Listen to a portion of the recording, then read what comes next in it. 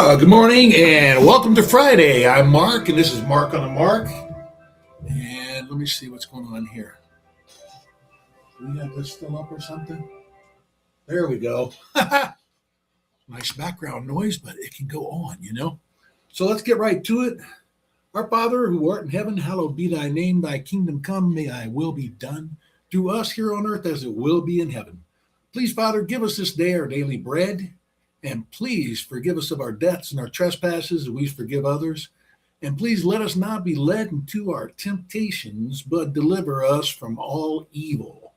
For you are our kingdom, our power, and our glory forever. Thank you for your grace and your mercy. There's a lot of people we're praying for today. I'm not going to mention any names, but I'm praying for you, okay? And for my Spanish friends, and correct me if I actually make mistakes, okay? So, Padre nuestro que están en el cielo, santificado sea tu nombre, venga tu reino, sea tu voluntad en el cielo, tantos en la tierra. Danos hoy nuestro pan de cada día, perdona nuestras ofensas como también nosotros perdonamos a los que nos ofenden. No nos dejas caer en tentación y libranos del mal. All right, so then we got the American flag over here, see? There you go. Mega. Make America great by saying the pledge. I pledge allegiance to the flag of the United States of America and to the republic for which it stands, one nation, under God, indivisible, with liberty and justice for all. That means you too, huh? All right, so it's Friday. And for you people that know us, Fridays are actually Mondays. Yeah, Fridays or Mondays. Because we have to go to works. We do the works, see? And every day, work. And the most famous place like Disneyland to the rest of the world is Walmart, right? Hey, Walmart. It's like Disneyland. Okay, so look at that nut.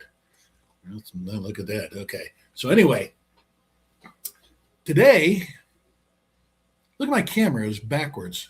Everything's backwards, right? You see, do not pet the fluffy dogs. Remember that, even though it's backwards. Today we're talking about the colonel. And I'm not quite sure if he was a colonel, okay? But my parents and my sister got to take a picture with him. They didn't take me. No, well, it's okay. My feelings aren't hurt too much. But Colonel Sanders was an amazing person. And we hear certain parts about it. And this guy tells a story today about Colonel Sanders and his life from when he was born, ran away from home, or left home when he was 12, a couple of years before I did, and then went on to doing many businesses where he was very successful, but then karma came in and swept it right out from under him. And I can't tell you in my life how many times it seems that happens. Currently, it's still happening. But he has an interesting story. I like this guy. Let me see. What is his name? It doesn't have his name, but it's called The Fat Files. And this guy cracks me up. If you can't handle motherfucker, which I should have probably warned you, he's liable to say that a couple of times, okay? Here we go.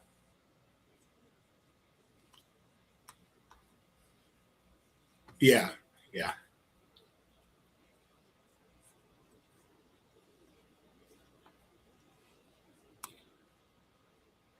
25 knew that Colonel Sanders was a real person. Yeah. And even less people know that he was a complete gangster his entire life. Yeah. And most people don't realize this, but the sweet elderly Southern gentleman from the KFC logo didn't start selling Kentucky Fried Chicken until he was 66 years old. Prior to that, he had... Hang on.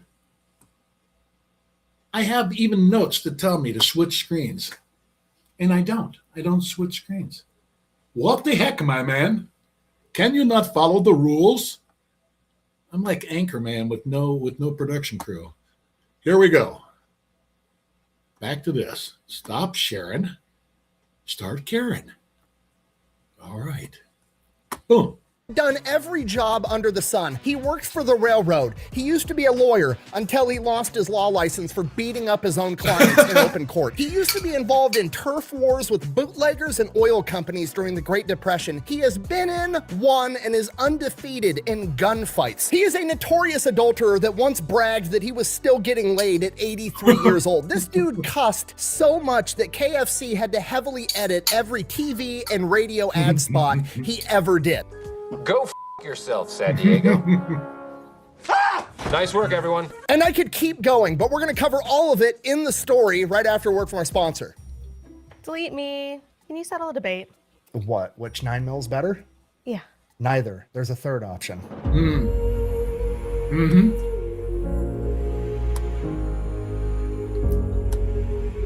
Okay. Didn't know you were packing. No respect for the classics. All right, here's the deal. Super simple, straightforward business model. You give them money, they turn around and make sure that data brokers on the internet aren't selling your personal information. What does that even mean? Okay, here's the entire internet and every free service on the planet inside of a nutshell. Okay, there's a saying, if you're not paying for the product, you are the product. What that means is pretty much anything on the internet that you use, that's a service, whether that be Google, Facebook, Instagram, Snapchat, all of it. Okay, This all is an app. true, So one by of the two way. things is happening. They're either going to feed Pain you in the ads, ass and that's for how that me. company makes money since their service is free, or they're going to collect your personal information, then turn around and sell it to data brokers on the internet, Yep. and then they're going to turn around and sell it to whoever buys it. And next thing you know, you're getting 17,000 robocalls every single day. And that's where Delete Me comes in. They will look through all the major data brokers and find the ones that are selling your personal information and submit opt-out requests on your behalf. And then That's they are not a bad legally idea. obligated to comply. And then they'll continue to monitor these data brokers. And if they get your information again, Delete Me will submit an opt-out request again. Basically, you're paying Delete Me to get rid of all the downsides of all of the free stuff on the internet, which I think is absolutely worth it. If you want to check them out, I'll have a link and a discount code down below. Let's get back to the video. Our story begins on September 9th, 1890 in Henryville, Indiana, when a young Harlan Sanders is born on a farm. He is the oldest of 3 siblings, and like pretty much every other story I've ever told of somebody that was born in the 18 or 1900s, he had a really rough childhood with a lot of manual labor. Just wasn't a good time all around. At the age of 5 years old, his father passes away and his mother has to step up and be the breadwinner for the whole family. So she's always gone working at a factory in town, and 5-year-old Harlan basically has to raise his younger siblings by himself, literally starts cooking all the food for the family at 5 years old. Fast forward. Damn it. I was making dippy eggs at 6. My mom taught me how to do it with the grease, to dip the spoon at 6 years old. He's 12 years old. Harlan's mother finds a new husband. They get married. Harlan and the stepdad do not get along whatsoever. Shortly after this, he leaves home at the age of 12. For the next 4 years, he just kind of bums around the area, working on farms, doing manual labor jobs. And then at the age of 16, he falsifies his birth certificate to join the army, gets in, deploys to Cuba, serves his entire enlistment, and then comes back home. While in the army, he picks up the habit of, as he puts it, cussing like a sailor, using excessive profanity. People later in his life said he couldn't go a single sentence without including the term goddamn.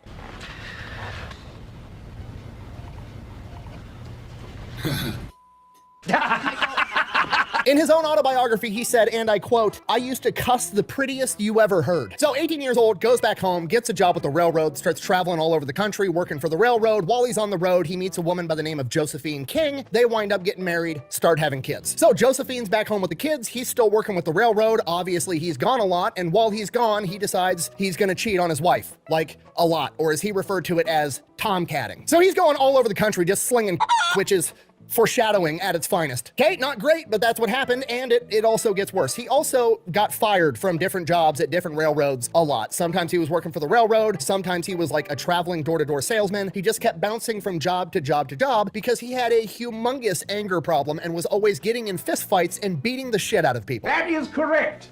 The medulla oblongata. The medulla oblongata is where anger, jealousy, and aggression come from. After a while, his wife Josephine, understandably so, is fed up with his shit, and she decides while he's on the road, she's gonna leave him. He's lost his job too many times, he's cheating on her, she's out. She gives up the house, she sells all the furniture, she takes the kids, and moves back home with her parents. And Harlan is awkwardly pissed off about the furniture. Like, he's mad about the kids too, but he's very upset about the furniture for some reason. Like, in his autobiography, he says, and I quote, "That hurt me. I figured she didn't have any right to take my children or give away my furniture." He is equally as concerned about the furniture as he is about the kids, which I don't understand, but whatever. And it's probably because the furniture is gone. She gave it away. There's nothing he can ever do to get his precious furniture back. The kids, on the other hand, she still has the kids. They're at grandma and grandpa's house living with Josephine. He could still do something about that. So like a rational adult, he decides he's going to go to court court and fight for custody of his kids. No, I'm just kidding. He concocts a plan where he's going to go wait in the woods outside of Grandma and Grandpa's house, and he's going to kidnap the kids. That's a terrible idea. Again, in his own words, although I didn't consider it rightly kidnapping since they was mine. So he heads over to Grandma and Grandpa's house, hiding in the woods in a pile of leaves, waiting for the kids to come outside to play. He's then going to snatch up the kids, take them to the train station, and bounce. This is the early 1900s. They're never going to catch him. So he's out in the woods, laying in this pile of leaves, waiting for the kids to come out to play, and he's just waiting, and he's waiting, and then eventually the sun comes up. It's Kentucky. It's summertime. It starts getting hot. He starts getting sweaty. There's flies buzzing around, and after hours of waiting, the kids still haven't come out. He's like, okay, this isn't going to fucking work. So he decides he's just going to go up to the door and knock. Goes up to the door, knocks on the door. His father-in-law answers the door and just says, howdy, Harlan, and invites him in because, you know, it's the father of his children. Why wouldn't you do that? He has no idea the guy was just planning to kidnap his grandkids. Harlan, his father, and Josephine then proceed to sit down in the living room and have awkward small talk for a little while. And he like just gets up eventually and is like, I guess I'm gonna go. And Josephine is like, where are you going? And he's like, I found a new job in Illinois working for the rail company. I'm gonna head out there. And she goes, no, I think you better stay with me. And that was it. They stayed married for another 37 years. Now he's got his family back, I guess. Oh, okay. You had me going there for the first part. The second half kind of threw me. Absolutely zero life lessons learned, keeps cussing, keeps fighting, keeps cheating on his wife, goes back to working for the railroad. Eventually, he decides he wants to better himself, he wants to get a better career, make more money for his family, the whole 9 yards, so he starts studying to become a lawyer via correspondence, basically taking college classes through the mail. Think of it as like antique version of online schooling. That's what he does. Winds up studying to become a lawyer through correspondence, passes the bar, and becomes a lawyer. Does that for a little while, has a pretty successful law career spooling up, and then one day, in open court, his temper gets the better of him. Medulla oblongata. We don't know the exact context of what happened, but every account of what happened has a chair involved. Some accounts say that his own client attacked him with a chair. Some accounts say it was the other way around and he beat the shit out of his client with a chair. Either way, he turned the open courtroom into a WWE match.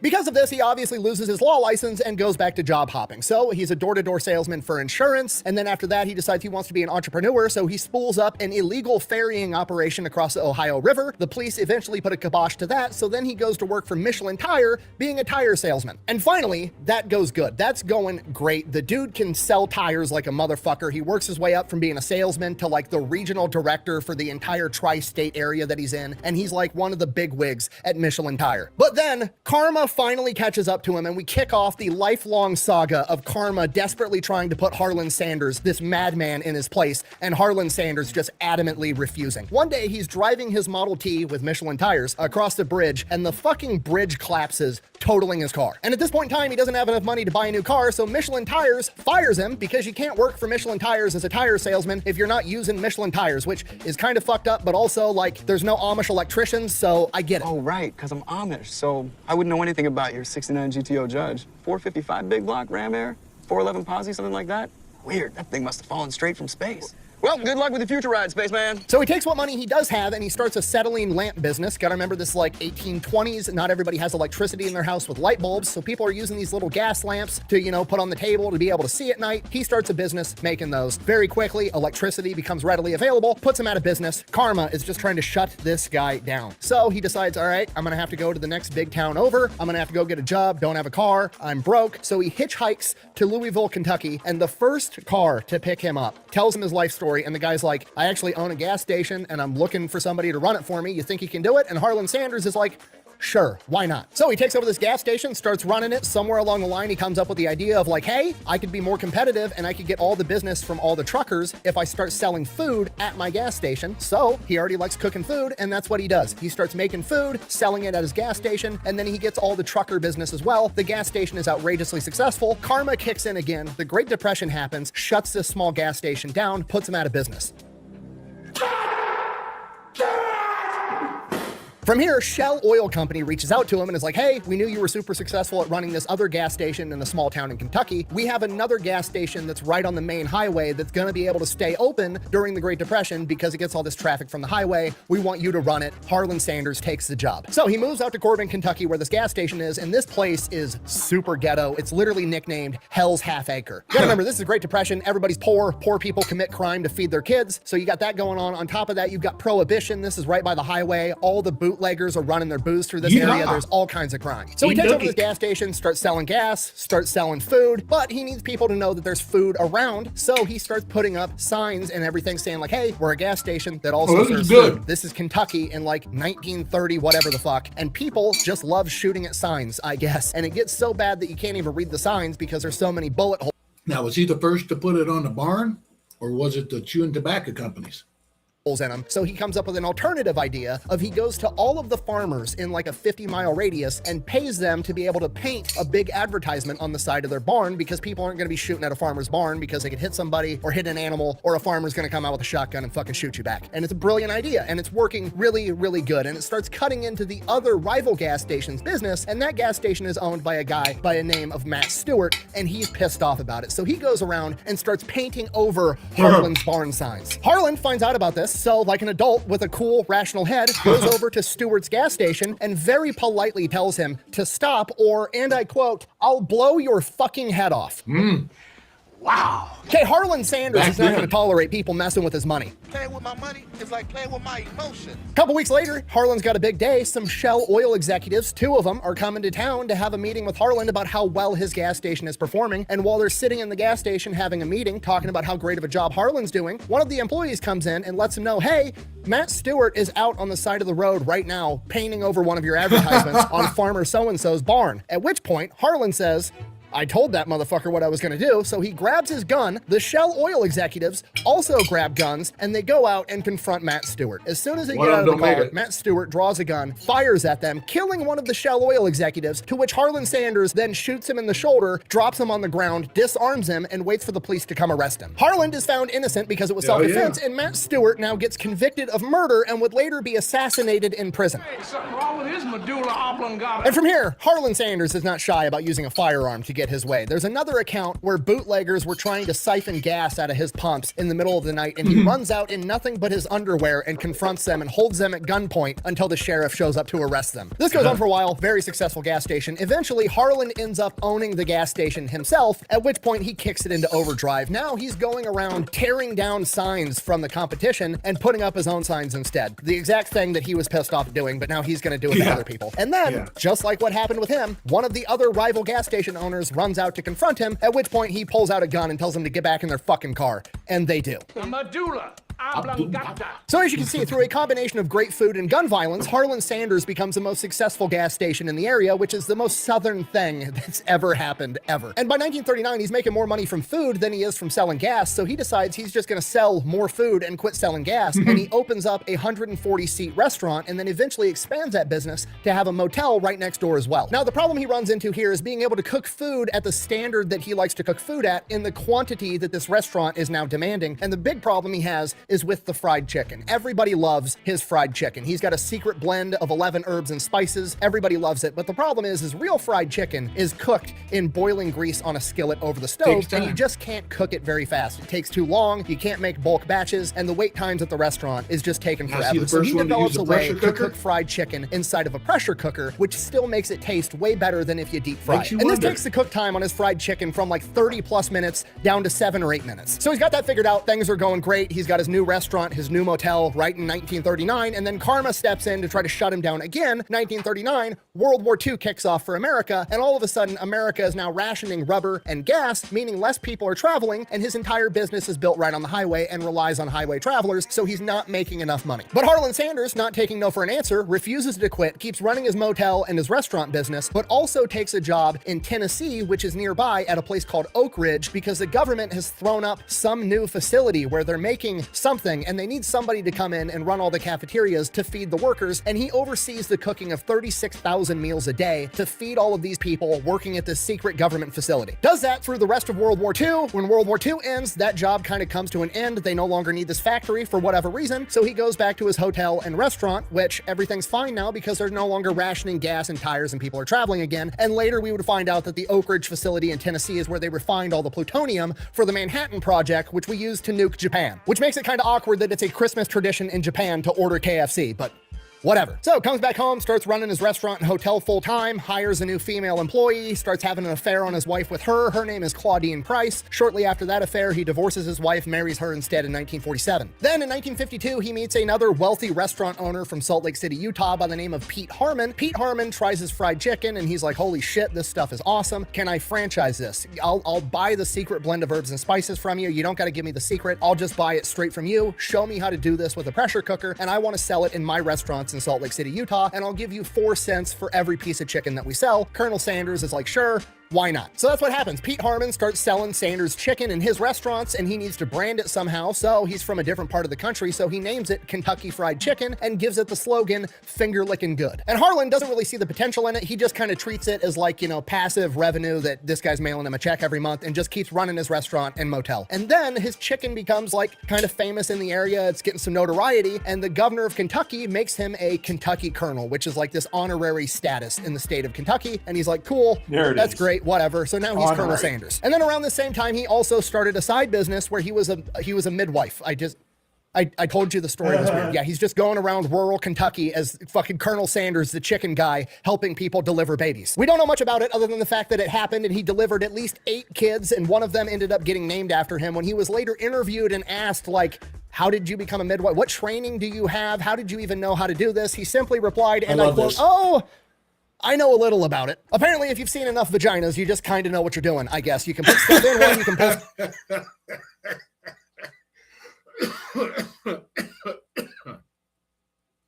I also can deliver a baby and help deliver my first 2, and my third I delivered on my own. Just bragging. Stuff out of one. That makes sense, right? I guess. Checks out. One of his personal acquaintances later in life actually joked that he got involved in being a midwife because he was concerned that the kids were his. Which brings me to his next side gig that he started after being a midwife, which was being a vampire hunter. No, I'm just kidding, but the fact that you believe me for a second speaks volumes about this guy. Are you going to talk about his pet crow?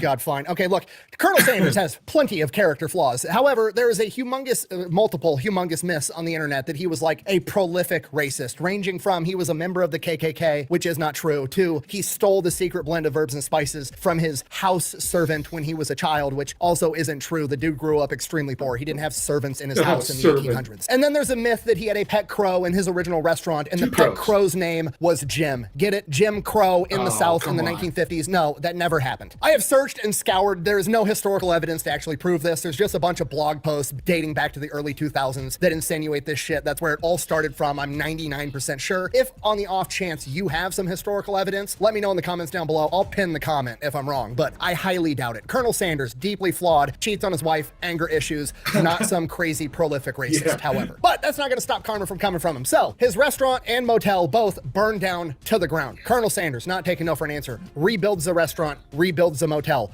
Shortly after that, it burns down to the ground again.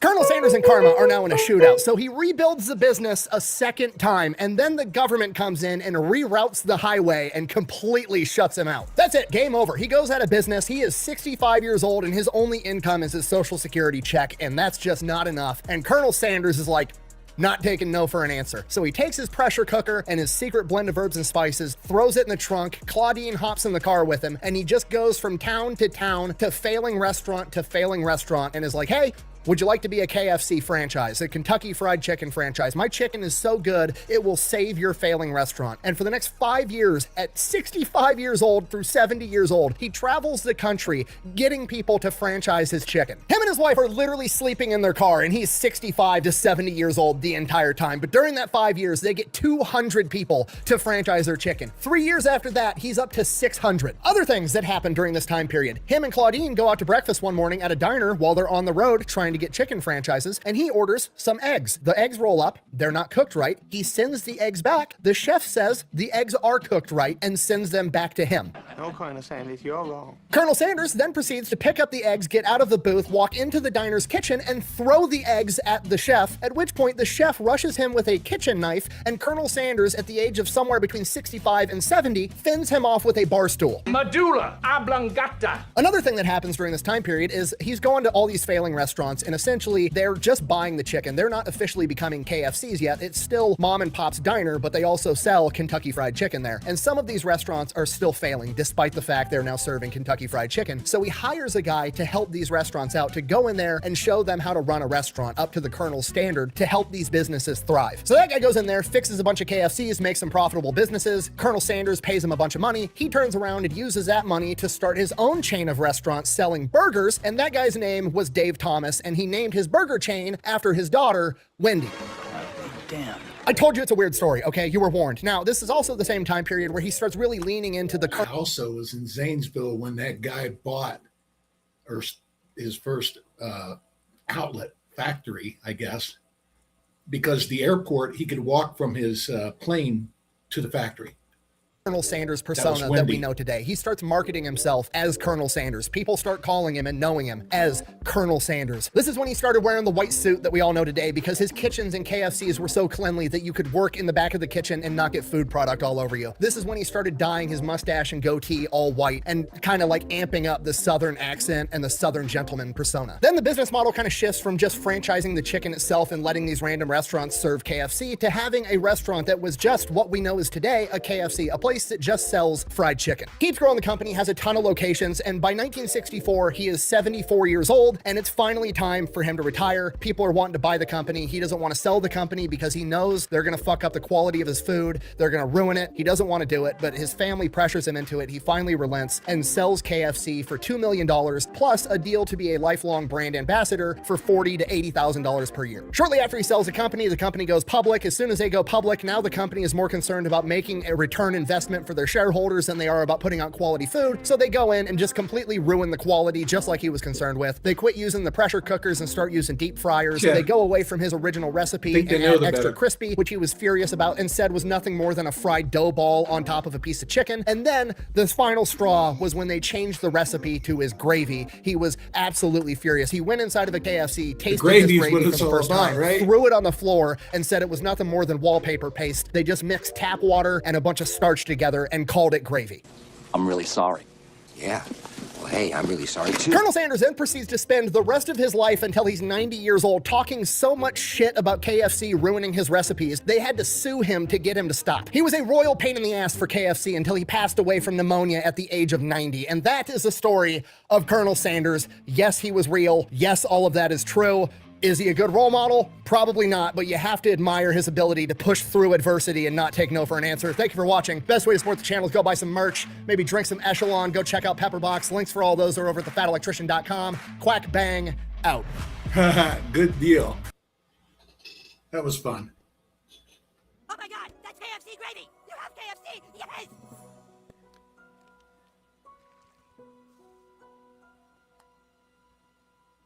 This is it? One lousy little cup of gravy? This is a clinic to help you get over your addiction. Who wants just gravy? It goes on mashed potatoes, on extra crispy chicken skin! If you don't want it, that's fine. Oh God, that's so good. This one. It's all there, man. Extra crispy, right? Here we go with the gravy. Cartman. You trying to fuck me, dude? This is cut with Boston Market gravy! Oh, it's all the same shit, man. It's not the same shit! Okay, I'm sorry, yo. You're cutting Colonel's gravy with Boston Market to try and save yourself some fucking money! It's closed. Oh, man. Yeah, the gravy's important, right? Okay, switch screens. There. All right, switching screens. And the time is 2:29. And we got a couple of minutes here before we go to Father Mike Schmitz. And I got Jarrett coming over to pick up the camper, the RV, at 3 o'clock. And at 3 o'clock today, I'll be putting on the narration of The Truth About Copper. So this will go over to that. So let's see what else there was, though, real quick. This guy was funny, and my wife got a big kick out of him. So let's take a look at this guy. And I had him on yesterday. He was, yeah, I know. That's what I'm saying. I got to go here in a second, but people sent this guy some stuff from America. It's pretty cool. Let's see. And he's kind of... It even says chips instead of crisps. Crisps. 2 letters come with it. This one's a recipe. Biscuits and gravy recipe. We got to keep that. I don't know if they want me to read it out, so I'm just going to quickly pause and read this. These are like American ones. Jalapeno ones. I nearly said jalapeno. Jalapeno. That's what Ricky said. We don't have these over here. Jambalaya. Authentic Cajun flavors made from the heart of Louisiana. What is this? Lemon flavored cream Oreos. What? S'morios? I've never seen these before in my life. Oreos Reese's Pieces flavor? I didn't even know that was a thing. 7-layer dip? Honey mustard? We do not have... There you go, boys. Right on, Dad. Thanks. What in the fuck? Holy shit. I'd swear that was Randy if that guy didn't have a shirt on. Nice shirt, too. What do you want? Guys, let's bury the hatchet here. I brought this so we could sit around and get drunk like we used to as kids here in one Bonneview. One Bonneview. Listen, if you think you can come over here with rum, smokes, and wearing a shirt, think you can become buddies with us again, you're mistaken. Get the fuck out of here. Julian, please. Mr. Leahy's an asshole. Let me prove my allegiance to you guys. I'm cool now, I swear. Fuck. Out of here. Julian. Maybe we should give him a chance. He wasn't so bad before. We could probably get him to do some fucked up stuff. Here it is. Yeah, what the hell? I got no problem drinking his rum and smoking his smokes. Ready to come back here for a second.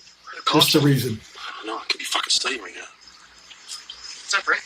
Listen, have a go down to the store and get me some jalapeno chips and $2 worth of pepperoni. Jalapeno. Sure. Yeah, get me some fucking gummy worms and stuff. Gummy worms, okay. Jalapeno chips. Pepperoni. You want anything, Julian? Anyone else want anything while I'm down there? Yeah, pick me up a bag of jalapeno chips. All right. Jalapeno? What flavor's that? Ricky, Jay's son. I'm saying it. The J's like an H, Ricky. Jalapeno, not jalapeno. What in the fuck are you guys talking about? Jalapeno. That's how you pronounce it. I know how to pronounce it. I ordered fucking jalapeno. All right. That was it.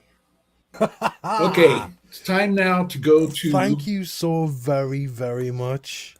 It matches the thing as well. Thank you. Day 233. Yo, that is cool. We'll check back with that guy.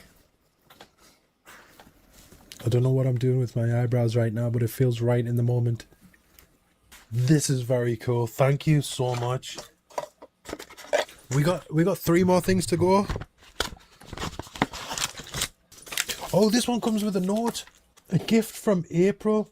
April, I hope you haven't spent money on me. Oh, come on. Well, you clearly have. But please don't. I'm just a dude on the internet. I'm just a dude playing a dude being another dude. Who's my own dude, trying to be myself. Well, the meme was funny in my head, okay? April, thank you so much. I don't even know where it is, but please don't spend anything. If it costs more than postage, don't spend it. You know what I'm saying? I'm just going to skip over that bit because I don't know if the person wants that bit read out. Very much appreciate it. They're very careful in what they say. Thank you. I'm saying thank you. I don't know what it is yet. Well, let's see. I'm not going to know what it is for another 20 minutes because I can't get it out. What's that? I know. Ooh. I know, it is ridiculous. What's he got? It's like one of them Chinese things or a Russian doll. Oh, it's a tie clip. Ah, there you go. How nice. Wow. Very nice. All right, here we go. Very Let's do nice things for people today. This is Father Mike Schmitz. Hi, my name is Father Mike Schmitz, and you're listening to the Bible in a Year podcast, where we encounter God's voice and live life through the lens of Scripture. The Bible in a Year podcast is brought to you by Ascension using the Great Adventure Bible Timeline. We'll read all the way. I think it's important to understand that we are constantly making corrections. We're constantly making errors, just like Colonel Sanders there, constantly not giving up, okay, even right to the end, all right? So let's see what we got today as I go here, and then I'll be back. And let's see. This is running at the regular speed, 24 minutes. That should be just From about right. Genesis to Revelation, discovering how the story of salvation unfolds and how we fit into that story today. It is day 233. We are reading today from Jeremiah chapter 10 and 11, Ezekiel chapter 40, and Proverbs chapter 15, verses 5 through 8. As always, the Bible translation that I'm reading from is the Revised Standard Version, Second Catholic Edition. I'm using the Great Adventure Bible from Ascension. If you want to download your own Bible in a year reading plan, you can visit ascensionpress.com/Bible in a year for a free download of the entire year. You can also subscribe to this podcast and receive daily episodes if you would like. As I said, it is day 233. We're reading Jeremiah 10 and 11, Ezekiel 40, which is the beginning of those next 8 chapters describing the construction of this temple, and Proverbs chapter 15, verses 5 through 8. The book of the prophet Jeremiah, chapter 10. Idolatry has brought ruin on Israel. Hear the word which the Lord speaks to you, O house of Israel.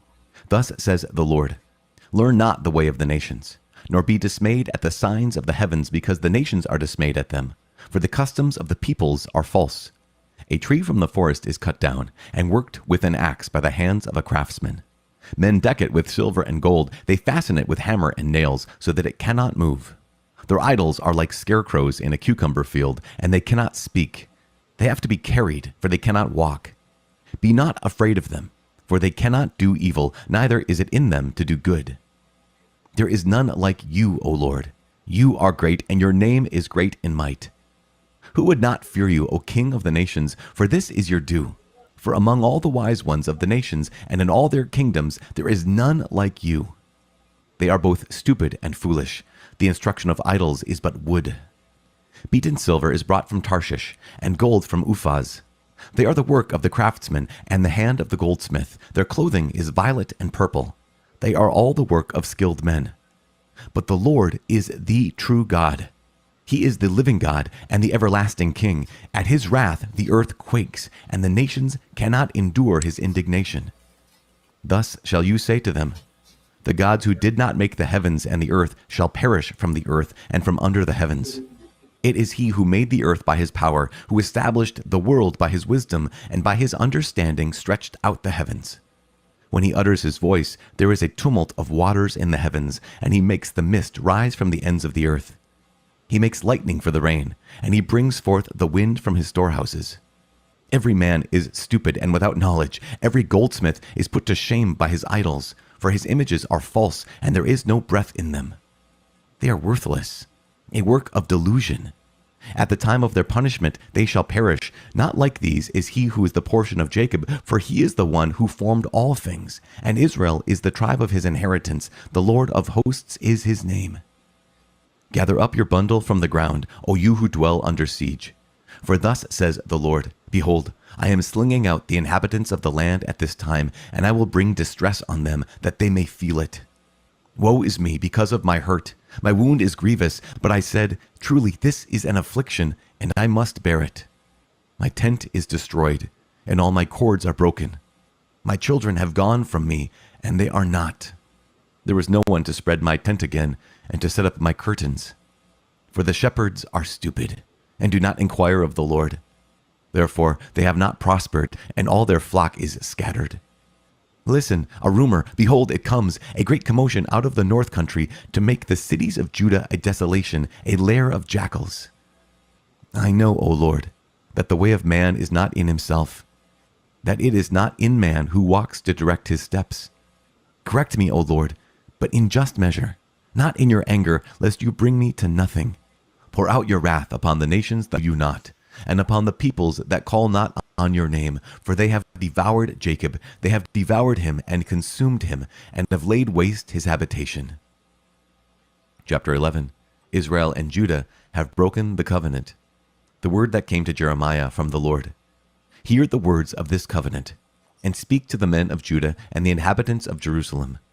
You shall say to them, thus says the Lord, the God of Israel, Cursed be the man who does not heed the words of this covenant which I commanded your fathers when I brought them out of the land of Egypt, from the iron furnace, saying, Listen to my voice, and do all that I command you.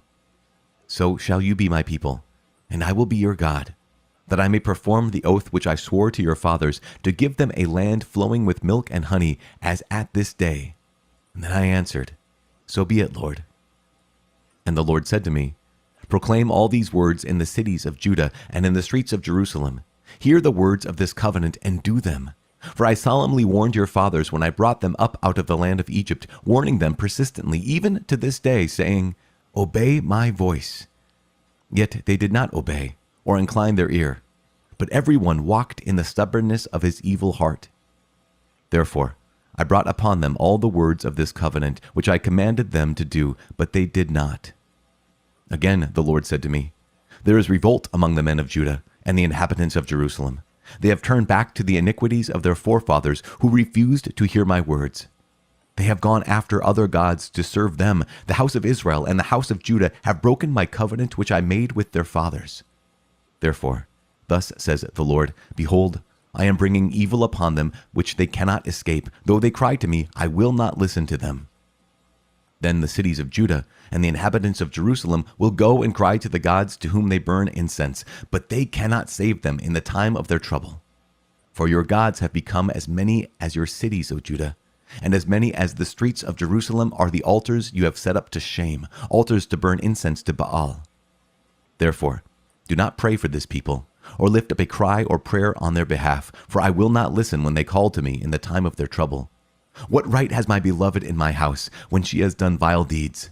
Can vows and sacrificial flesh avert your doom? Can you then exult? The Lord once called you a green olive tree, fair with excellent fruit. But with the roar of a great tempest he will set fire to it, and its branches will be consumed. The Lord of hosts, who planted you, has pronounced evil against you, because of the evil which the house of Israel and the house of Judah have done, provoking me to anger by burning incense to Baal. The Lord made it known to me, and I knew. Then you showed me their evil deeds. But I was like a gentle lamb led to the slaughter. I did not know it was against me they devised schemes, saying, Let us destroy the tree with its fruit. Let us cut him off from the land of the living, that his name be remembered no more. But, O Lord of hosts, who judge righteously, who test the heart and the mind, let me see your vengeance upon them. For to you have I committed my cause. Therefore, thus says the Lord concerning the men of Anathoth, who seek your life, and say, Do not prophesy in the name of the Lord, or you will die by our hand. Therefore, thus says the Lord of hosts, Behold, I will punish them. The young men shall die by the sword, their sons and their daughters shall die by famine, and none of them shall be left. For I will bring evil upon the men of Anathoth in the year of their punishment.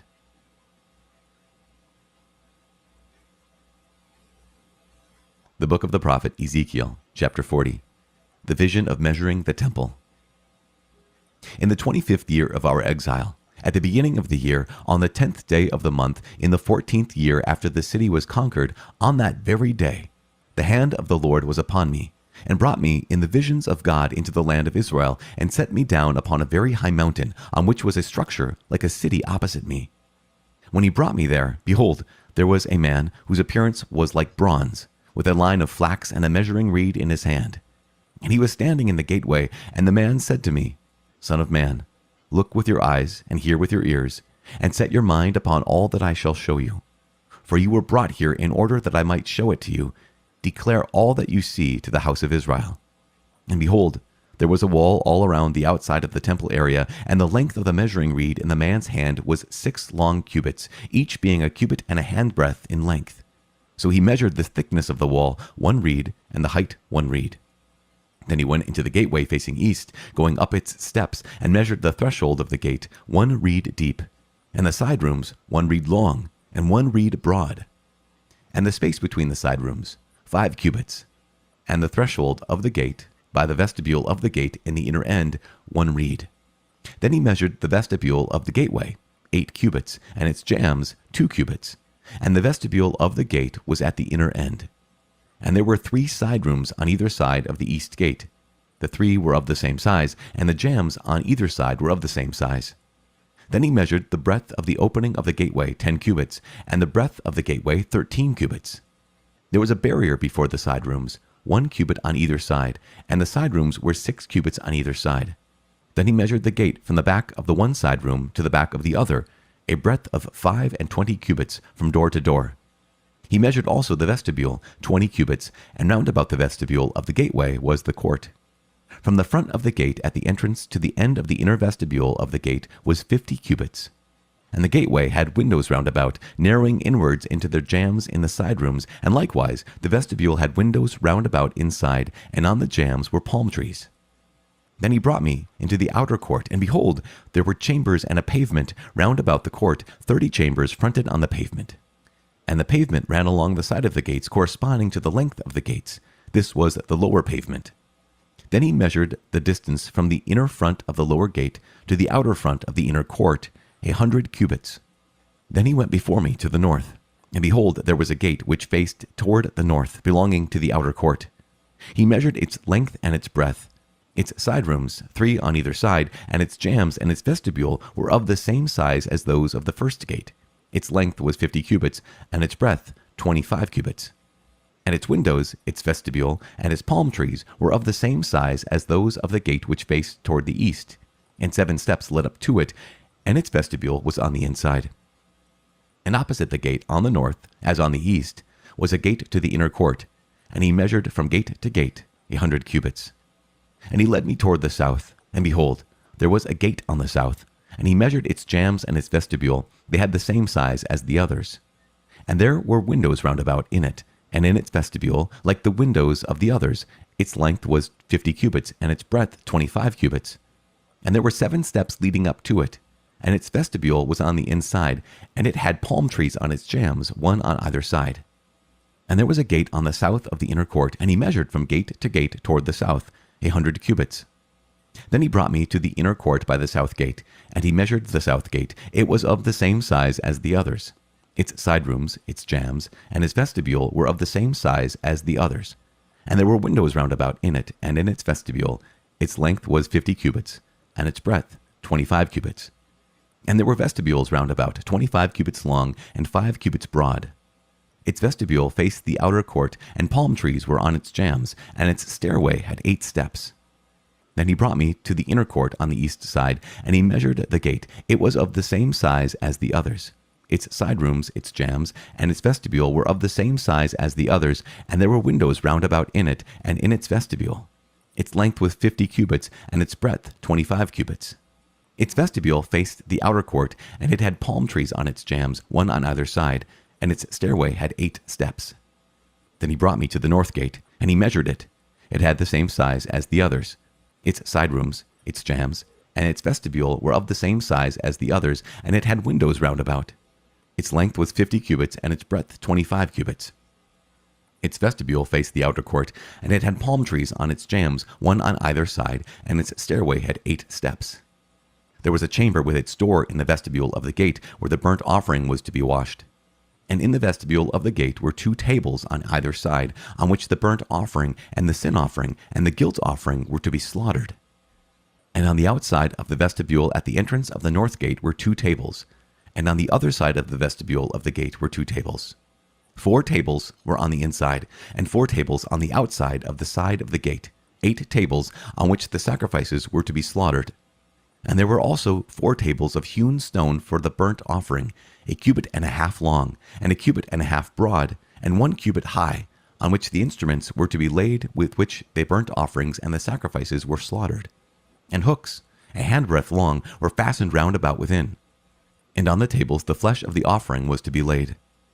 Then he brought me from without into the inner court, and behold, there were 2 chambers in the inner court, one at the side of the north gate facing south, the other at the side of the south gate facing north. And he said to me, This chamber which faces south is for the priests who have charge of the temple, and the chamber which faces north is for the priests who have charge of the altar. These are the sons of Zadok, who alone among the sons of Levi may come near to the Lord to minister to him. And he measured the court, 100 cubits long, and 100 cubits broad, foursquare. And the altar was in front of the temple. Then he brought me to the vestibule of the temple. and measured the jambs of the vestibule, 5 cubits on either side. And the breadth of the gate was 14 cubits, and the side walls of the gates were 3 cubits on either side. The length of the vestibule was 20 cubits, and the breadth 12 cubits, and 10 steps led up to it. And there were pillars beside the jambs on either side.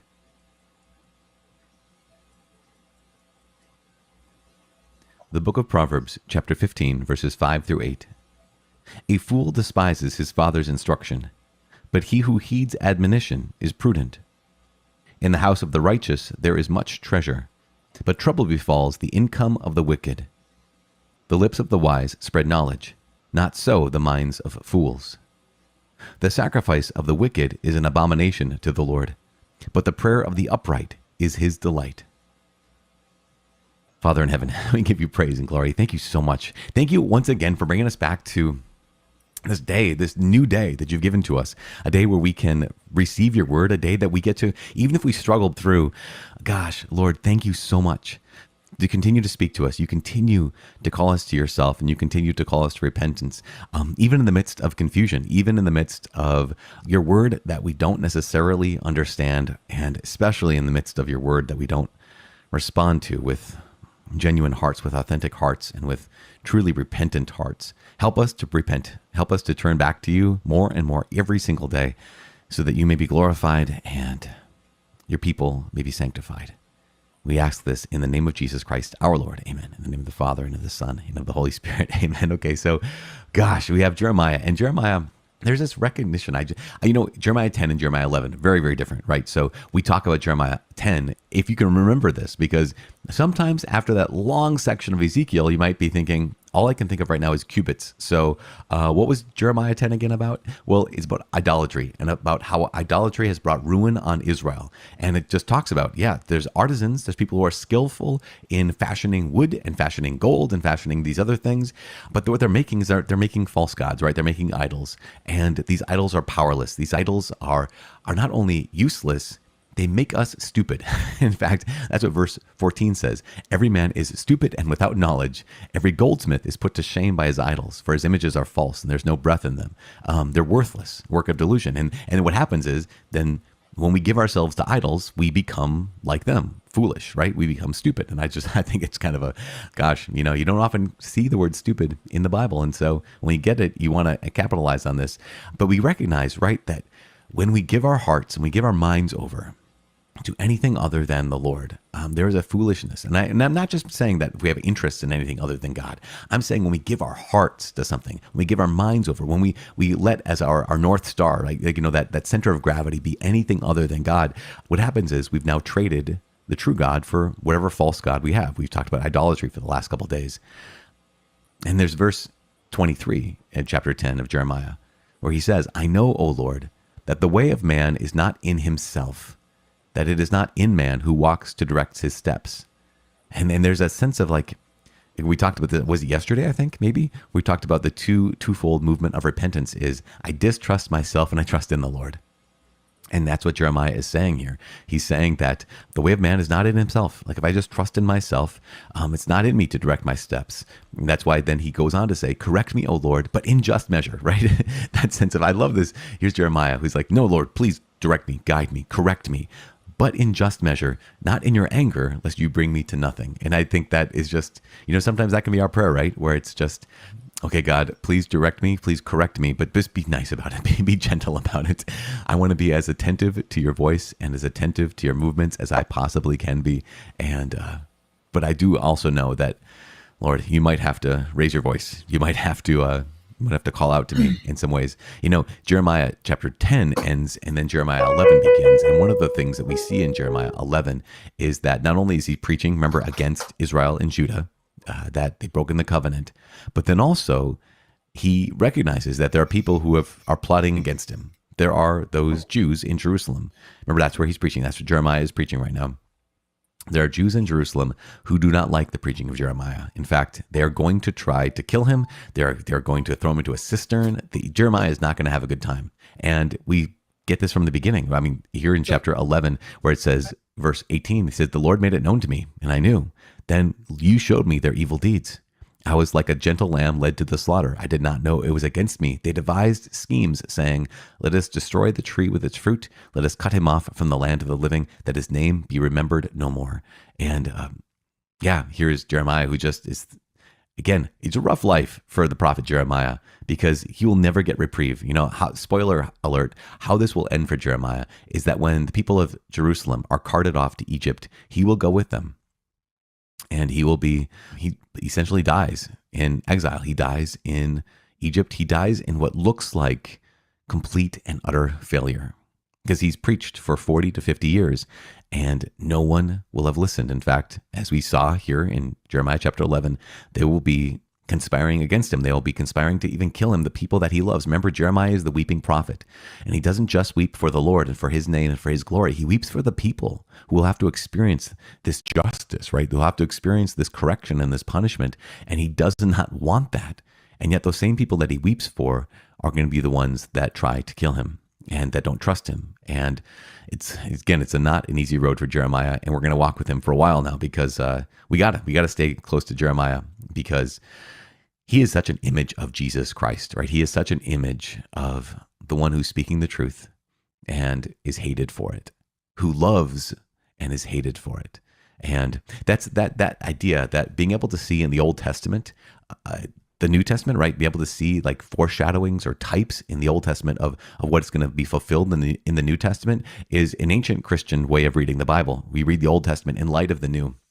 In fact, St. Augustine once said that the Old Testament is revealed in the New and the New Testament is hidden in the Old. And so I bring that up because in Ezekiel chapter 40, which will be fun, we'll get through it, you guys, this description of the temple and cubits and all these kinds of things, there have been in the history of the church many saints of the church, many doctors of the church, many people explaining the scriptures who have dived deeply into these things, who have a New Testament lens on this Old Testament vision of Ezekiel in the temple. For example, in Ezekiel chapter 40, verse 23, we have the gate to the inner court, and there are 4 entrances, right? There's the north, the east, west, and south. Here's kind of an extended quote. I want to read this to you because I want you to get a sense of here's how the early church read the Old Testament. They always read it in light of the new. And so even though here's Ezekiel having a vision about the newly constructed temple, here's a guy named Gregory the Great. And Gregory the Great, he gave a series of homilies or sermons on Ezekiel, and it's incredible because here's what he said about those gates to the inner court, the ones to the north, the south, the east, and the west. Here's what he said. He said, we must observe that in the spiritual building, one entrance lies open to the east, another to the north, and another to the south. Just as the cold of the north denotes sinners, so the southern way stands for the fervent in spirit who, kindled by the heat of the Holy Spirit, grow up in virtues as in the noonday light. Then let the gate lie open to the east, so that those who, after the beginning of heat and light, have relapsed in the coldness and darkness of their sins, may through the work of penitence return to pardon and recognize what is the true rejoicing on inward recompense. Let the gate lie open to the south, so that those who burn in virtues with holy desires may daily penetrate the mysteries of inward joy with spiritual understanding. Just like think, wow, I did not catch that. I did not think of that when I was reading about the gates lying open to the east, the north, and the south. I just thought, oh yeah, ultimately 4 directions, but 3 directions here. And yet here's Gregory the Great saying, no, from the north, you come from the place of coldness. From the south, this place of desire. From the east, this place of where the sun rises. And I just think that's remarkable. But what you have is we have these Christians who will always read the Old Testament in light of the New. So in the next few days, as we go through Ezekiel 40 to 48, one of the things we're going to realize is that there's always a spiritual interpretation of what might seem like an obscure vision that Ezekiel had about the building of a new temple. Anyways, it might not make a lot of sense, but always in light of Jesus, it ultimately makes sense. Gosh, here we are. Man, day 233. We continue to journey as a community, asking the Lord to not only bring us closer to Him, but also in some spiritual and some real way, bring us closer to each other. Every time we pray for each other, we are more and more united. Every time we press play and listen, we are more and more united. So thank you. Thank you for pressing play. Thank you so much for praying. Please pray for me. I am praying for you. My name is Father Mike. I cannot wait to see you tomorrow. God bless.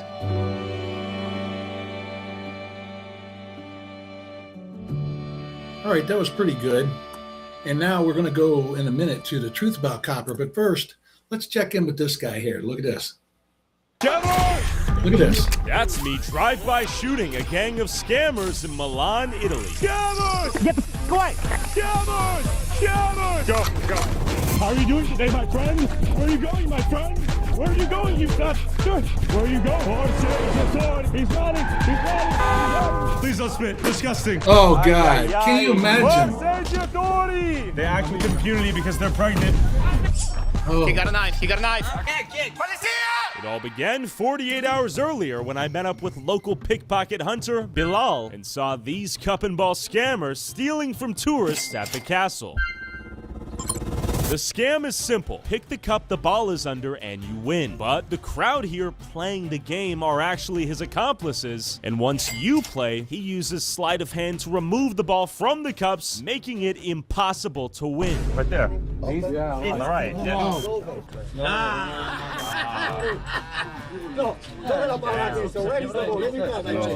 The crowd is full of fake players to make real tourists think it's legit, like this guy who just lost his money. Did he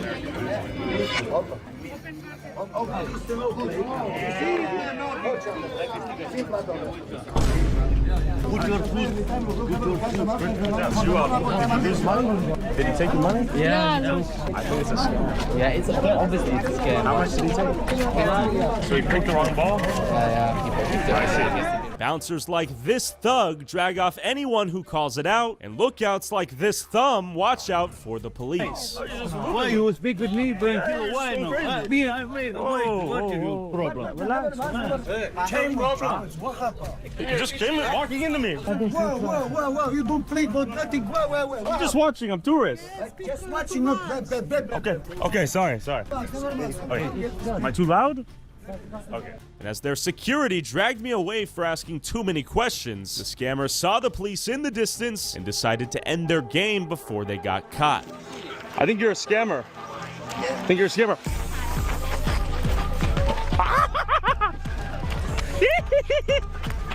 He's a scammer! Scammer!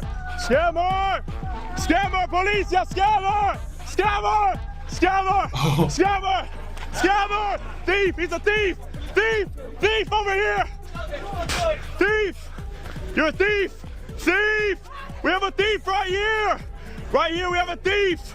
Thief! He's a thief! Stealing money from the tourists! Thief! You're a thief! You're a scumbag! You're a rat! I got an email somewhere. I got so many things I can't keep track of them, but I was at Casino, Arizona in my flip-flops. And hey, by the way, if you're going to wear flip-flops, make sure you get a pedicure if you can't do it yourself. You know, other people got to look at that. But anyway, I was in we used to go get some lunch there and run over. I lived at Shadow Mountain right there. And this guy went through in front of me and he passed a $20 bill that was grift. You could tell right away. And when she brought it to his attention, he started taking off, right? He started walking out. Well, I started following him and followed him out. And he was looking at me. He's like, "What are you doing?" I said, "Hey, they want you back at the counter there." All I was doing was, being a citizen saying, "Hey, she tried to get your attention, but you walked away." And ended up, he got up to where you go and cash in your money there and the things. And he started running out the door. So then I started running out the door and I got him on the phone. And then I went out to the end of the thing and he started running across. We were in the back of the place where all the employees were out there. And so they seen this dude running. And then they seen me coming in my flip-flops. Okay. And I was keeping pace with him, but he was about probably 30 yards ahead of me. And then they're like, "Oh, take off your flip-flops." And sure enough, man, I took off them. I just flipped them off if I was going. And I almost caught him, but he went up and over the barbed wire down into the gully where 101 runs there, right? And I said, "The hell with that." I went up a ways on the thing. And then as I started to come back, the adrenaline was gone. And there's all these grass. They make these little burrs.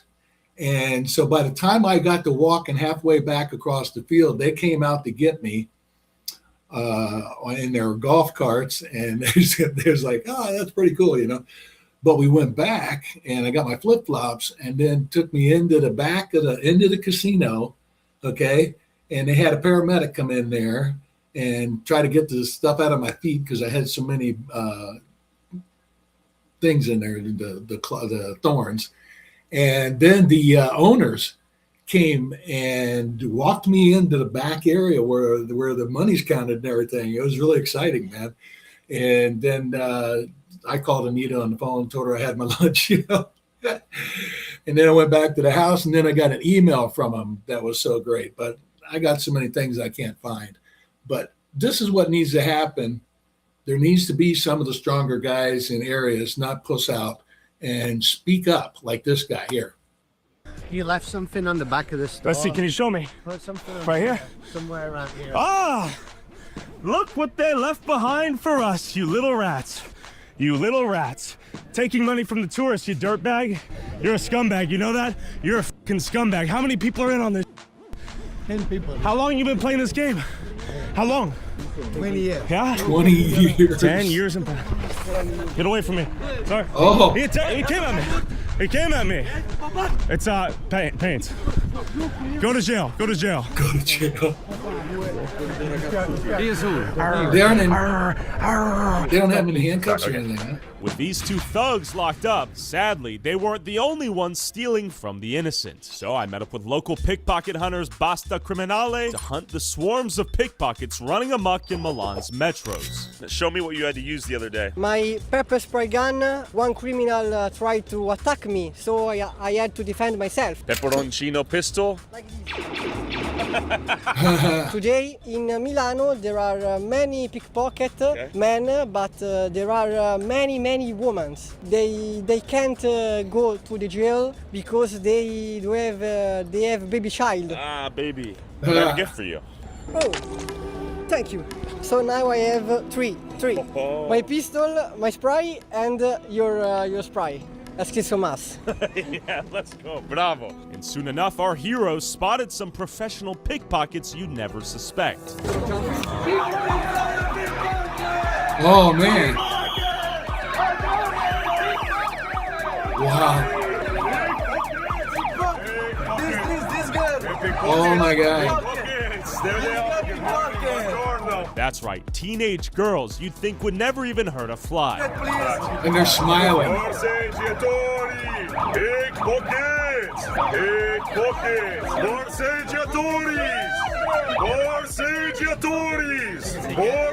They're getting a giggle out of it. Yeah.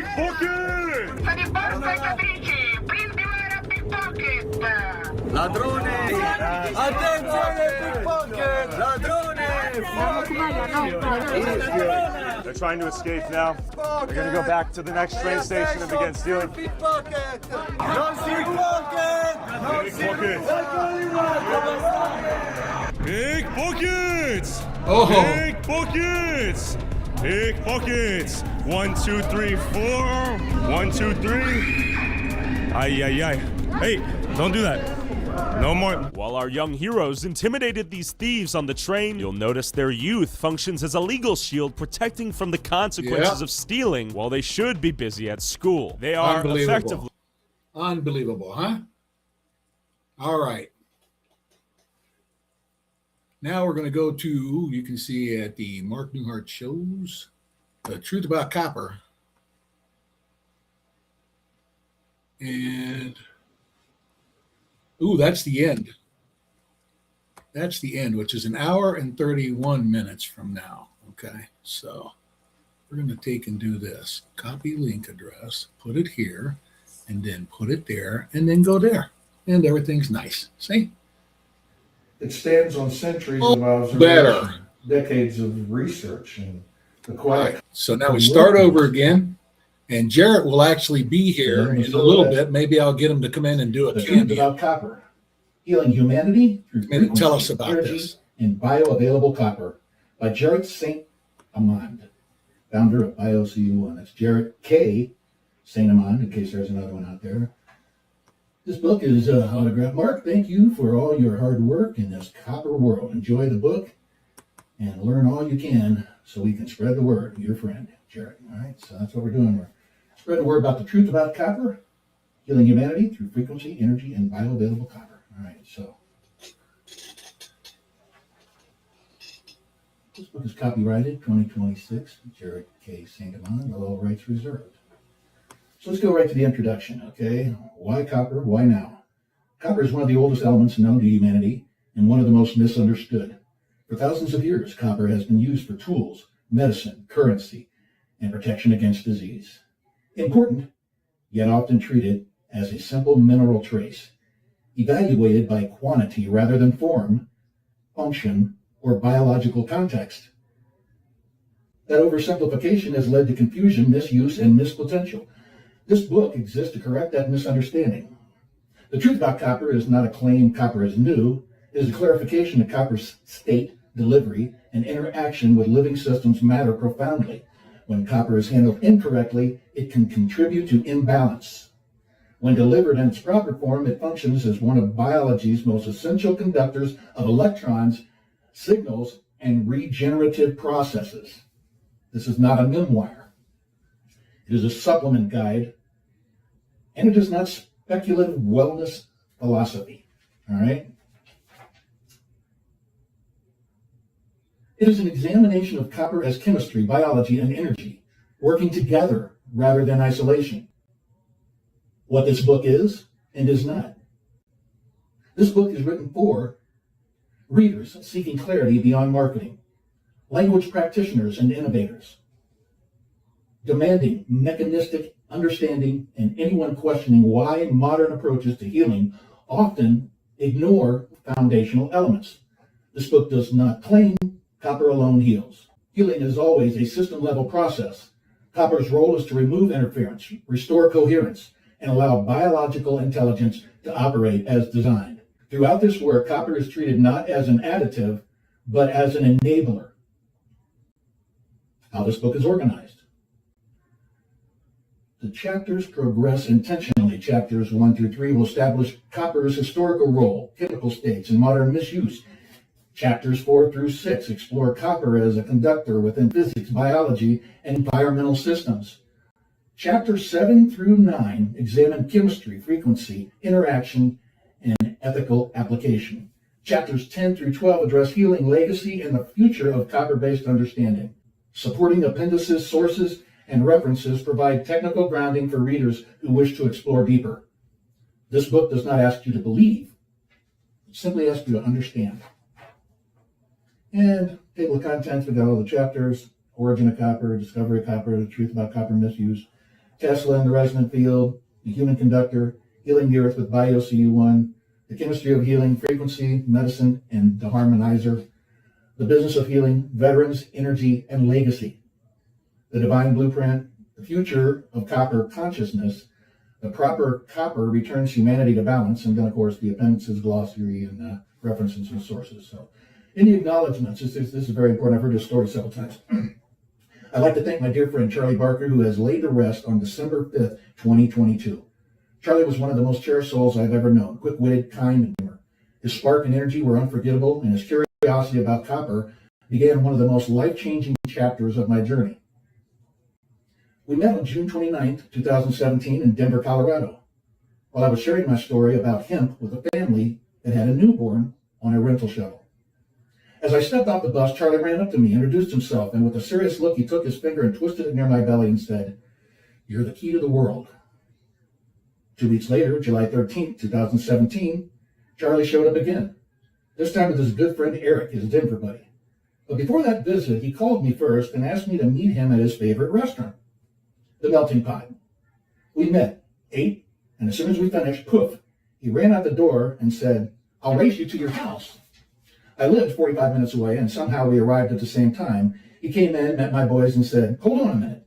He walked out to his car, came back, and handed me something that would change my life forever.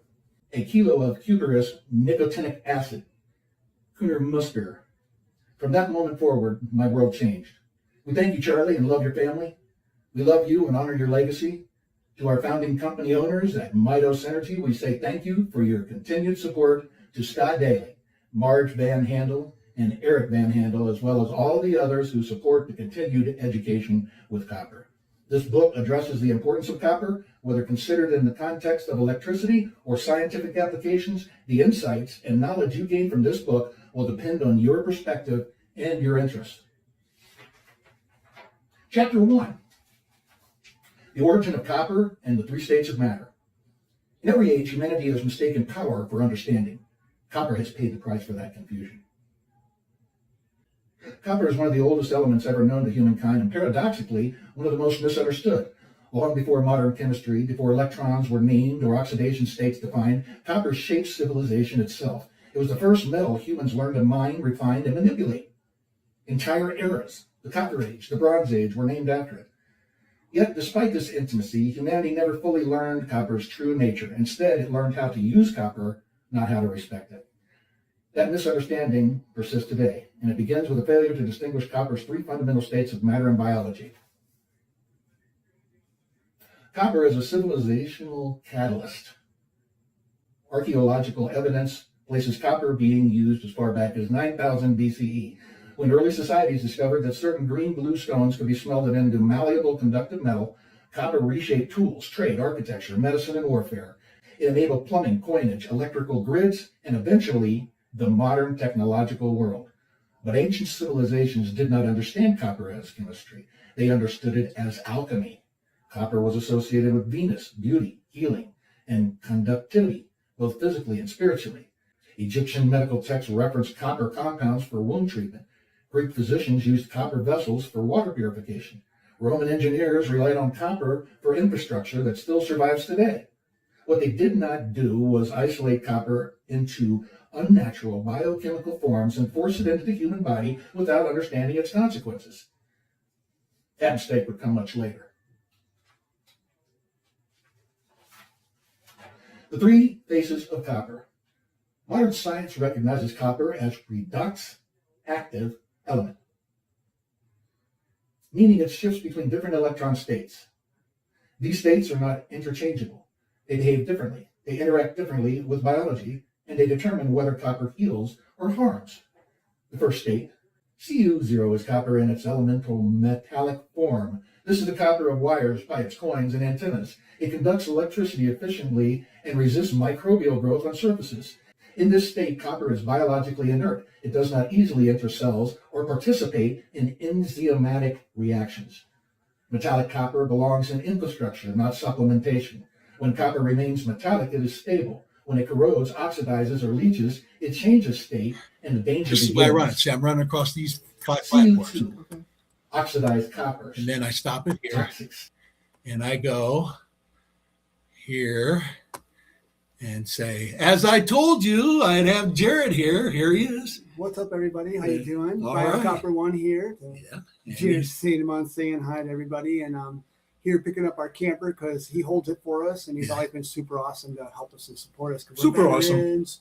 So thank you very much, Mark, for coming on and rocking it today. Excellent. And we're going to go make some half ounce because I think those will be easy for a lot of people over the counter. They're Yeah, they're 10.95. They're fast. They're very they're efficient, and everything I've seen so far with basically and how we're working with.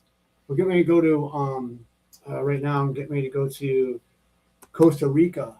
Oh, wow. And in Costa Rica, we're going to be doing the first ever Copper One peptide. It's called a stacked Copper One, Copper Two. Wow. It's going to be a water-based Copper Two and an oil-based Copper One peptide formula. And see, that's what I've been explaining about. We're the only ones that are able to keep this product intact to be used, right? Because the copper is balanced, and so you have to keep the Copper One balanced, and that's the niacin that's coating the copper that keeps it stable. So we can use it in oil base and really help produce a high quality product. Yeah. So this is Jarrett. This is the one that I read the book about. Yeah, that's my book. Been doing that it's launched the book on the 6th of January of this year. And we went on TikTok and had 166 consistent shows. We become the top 5-star rated copper trio. You got the paperback book, a 1 ounce, and the 60 count copper capsules. And and that put us number one on that. And we got 5-star ratings with 120 reviews. Mm-hmm. So we were getting a lot of reviews, a lot of sales, and it's just been something special to go back and tell everybody that like what we can show the progress of a product we were working with for 9 years. Well, you know what gets me is we went from not having any CBD, and it still does the pain relief. It's insane. It's that's why we're doing angiogenesis. We're the only copper topical that's actually doing angiogenesis, where you can regrow skin and hair both. Yeah, I've done it to myself. I've done it to others. We're watching. I watched a lady that had stage 4 cancer grow her Karen. She grew her stuff back. Got a guy with eczema right now. We ship free product to them. And see, eczema is the reason I devoted myself to this product, because I used to have it so bad when I met up with him. Yeah, we made a batch. And it was like 8 years ago I got some, but I didn't use it. I was real sparing. I didn't use it as much. But then now when I put this on, within a couple of days, I'm like, oh no, are you kidding me? Yeah. And now I virtually have no symptoms of it anymore. It's hard to express that to people. Results. I'm happy. I'm excited that I've stayed with it. And now I'm going to Costa Rica. I'm doing some other things in the gold. We're going to Sierra Leone. Mm-hmm. I just got hired as a COO for a major company to help them with security forces and growing. We're going to be taking Colombian clay. Mm-hmm. And in Colombia, I'm with a diplomat, and he has other companies. And one of them is a manufacturing of clay blocks in Colombia. Clay blocks for building? Building. And so he's bringing Colombian building to Sierra Leone, Africa. And would like me to help him manage that, plus the gold. Sierra Leone, huh? Sierra Leone. How close is that to Kenya, do you think? Do you know? It's right there. I was so in big, Kenya, dude. Though. I went to Kenya. I've been all over, from Somalia, Kenya, to different places. When I was in the Marine Corps, I would travel all over the place. It was really crazy. Most of it would be like a helicopter ride, to get over there. So on the 46s. Yeah. So we'd fly in. So it was pretty crazy. Hey, this is my hero here, and I'm always bragging about him, always telling you about him. There he is. He's on the show. Maybe we'll have you come in as a guest on the show a couple of times and have a talk about the book, because right now we're reading the book, the narration, and it's kind of boring sometimes. But when it comes to some point, reading it and just sitting there and reading it and listening to it in the audiobook, I want to try to put in some illustrations there about how people are having copper in their vitamins right now. They don't realize it's stored. Well, it's loaded. It's not the wrong copper. What we have to say about copper 2 is it's excessive copper in your body. So when you have copper 2 in your body, it has to break down from a CTR. It's called your copper transporter 2, and you have a copper transporter 1. And what happens is enzymes got to break that out. You have 54 different copper enzymes in our body. Jeez. And so we have to be able to get that copper 2 to break down, so it gives us that little bit of energy to convert it back to copper 1, so we have real energy. See? Yeah. But yet we have real energy, copper 1 already. Why do I need copper 2 to convert? This is what I tell people. I say your body knows how to heal itself already. This is what helps it communicate, right? But we have to make sure that copper 2 is a crystal. It's cupric salt, and it doesn't have a communicating ability.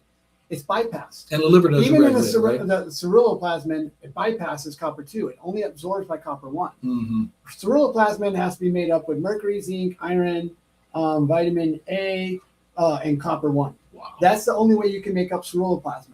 And so you can't have copper 2 and ceruloplasmin. It won't transport it, won't accept it. So if you don't have ceruloplasmin, that's your bus.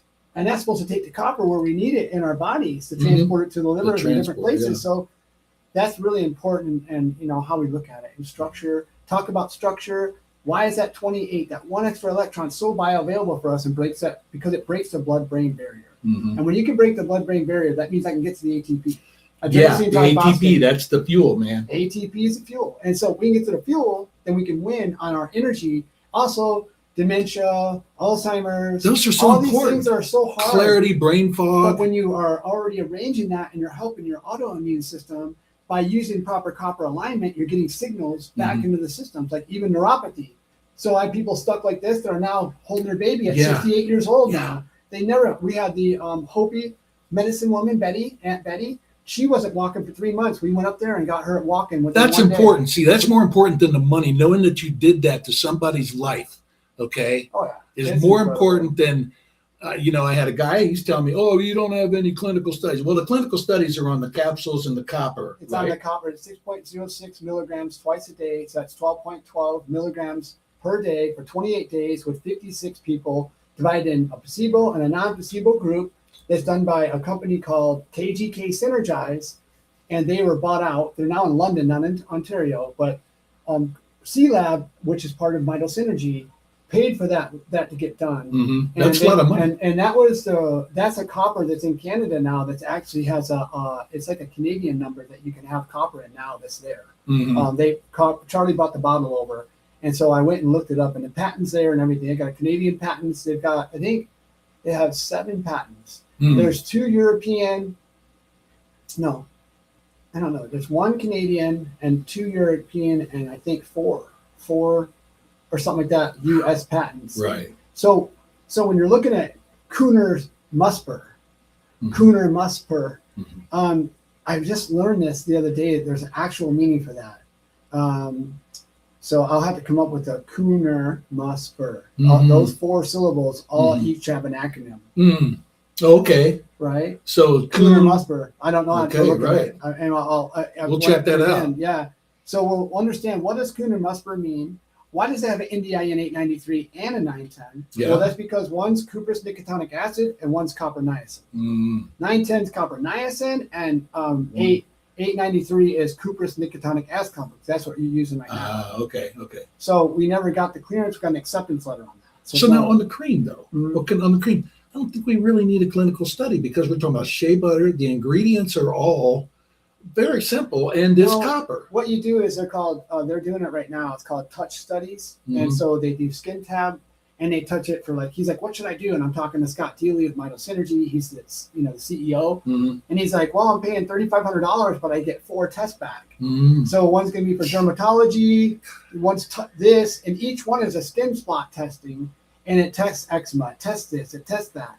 And so I've already seen our results over nine years of working with copper. This is my 9th year. Yeah, I know. And 8 copper, years ago. 369. 369. You have to think about how crazy it is that we're in the moment, and it's relative to the time of copper's coming today. Now I'm getting ready to go to Hermosa Beach, Costa Rica, to go meet Dean and Debbie. Nice, Hermosa Beach. The company is called Pura Vida Science. And I'm their rep for the U.S.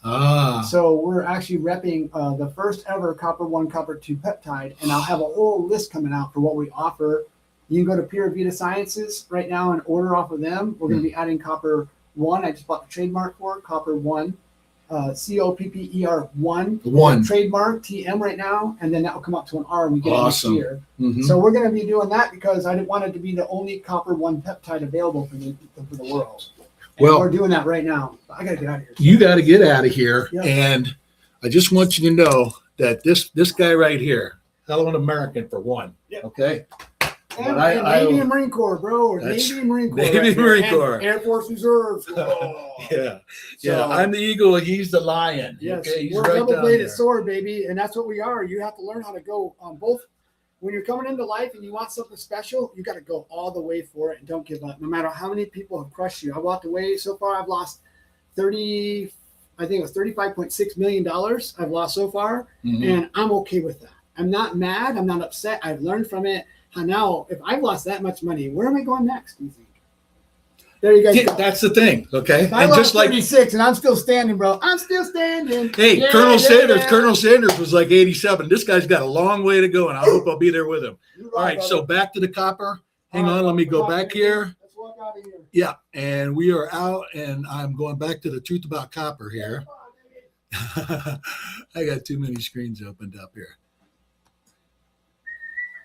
Yeah, we'll have him back on the show to in a screen, and I like to have him from Costa Rica. Wouldn't that be questions I can answer? Oxidized copper. Questions, you good? Toxic. Right now, we're okay because that's enough. CO2. See, what I want to do is that has lost 2 electrons is the form most commonly found in drinking water from copper plumbing, conventional copper supplements, poorly formulated skincare products, oxidized copper salts. This is where the world went wrong. CO2 is highly reactive. In biology, it generates oxidative stress, disrupts protein folding, and interferes with neurological signaling when improperly handled. Unlike its reduced counterpart, CO2 can bypass the liver's protective routing systems and enter circulation as free copper. Over time, this leads to accumulation, not healing. The scientific literature is clear. Cu2 toxicity behaves differently than copper overload diseases. It is subtle, chronic, and cumulative. It damages cognition, mitochondrial efficiency, and cellular communication. And yet, this is the form still used universally in supplements.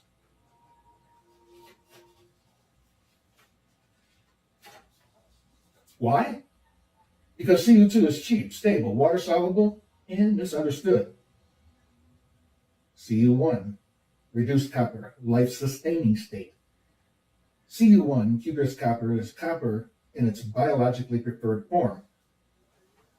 This is the copper that enters cells through regulated transporters, assembles mitochondrial enzymes, supports cytochrome C oxidase, enables superoxide dismutase, and facilitates cellular respiration and ATP production. Cu1 is the copper of life, not corrosion. Evolution designed human biology to recognize and safely process Cu1. Specialized transport proteins exist specifically for this state. Once inside the body, Cu1 is chaperoned, allocated, and utilized with precision. It does not roam freely. It does not accumulate improperly. It communicates, and communication at the cellular level is everything. How civilization misunderstood copper's proper form. The industrial age collapsed copper complexity into convenience. When copper plumbing spread across the modern world, Cu2 leaching into drinking water became normalized. When supplements were industrialized, cupric salts were chosen for shelf stability, not biological intelligence. When skincare companies chased antimicrobial claims, oxidation was ignored. The result was a world flooded with the wrong copper. Not because copper is dangerous, but because form matters. Just as oxygen can sustain life or cause oxidative damage depending on the context, copper can heal or harm depending on its state.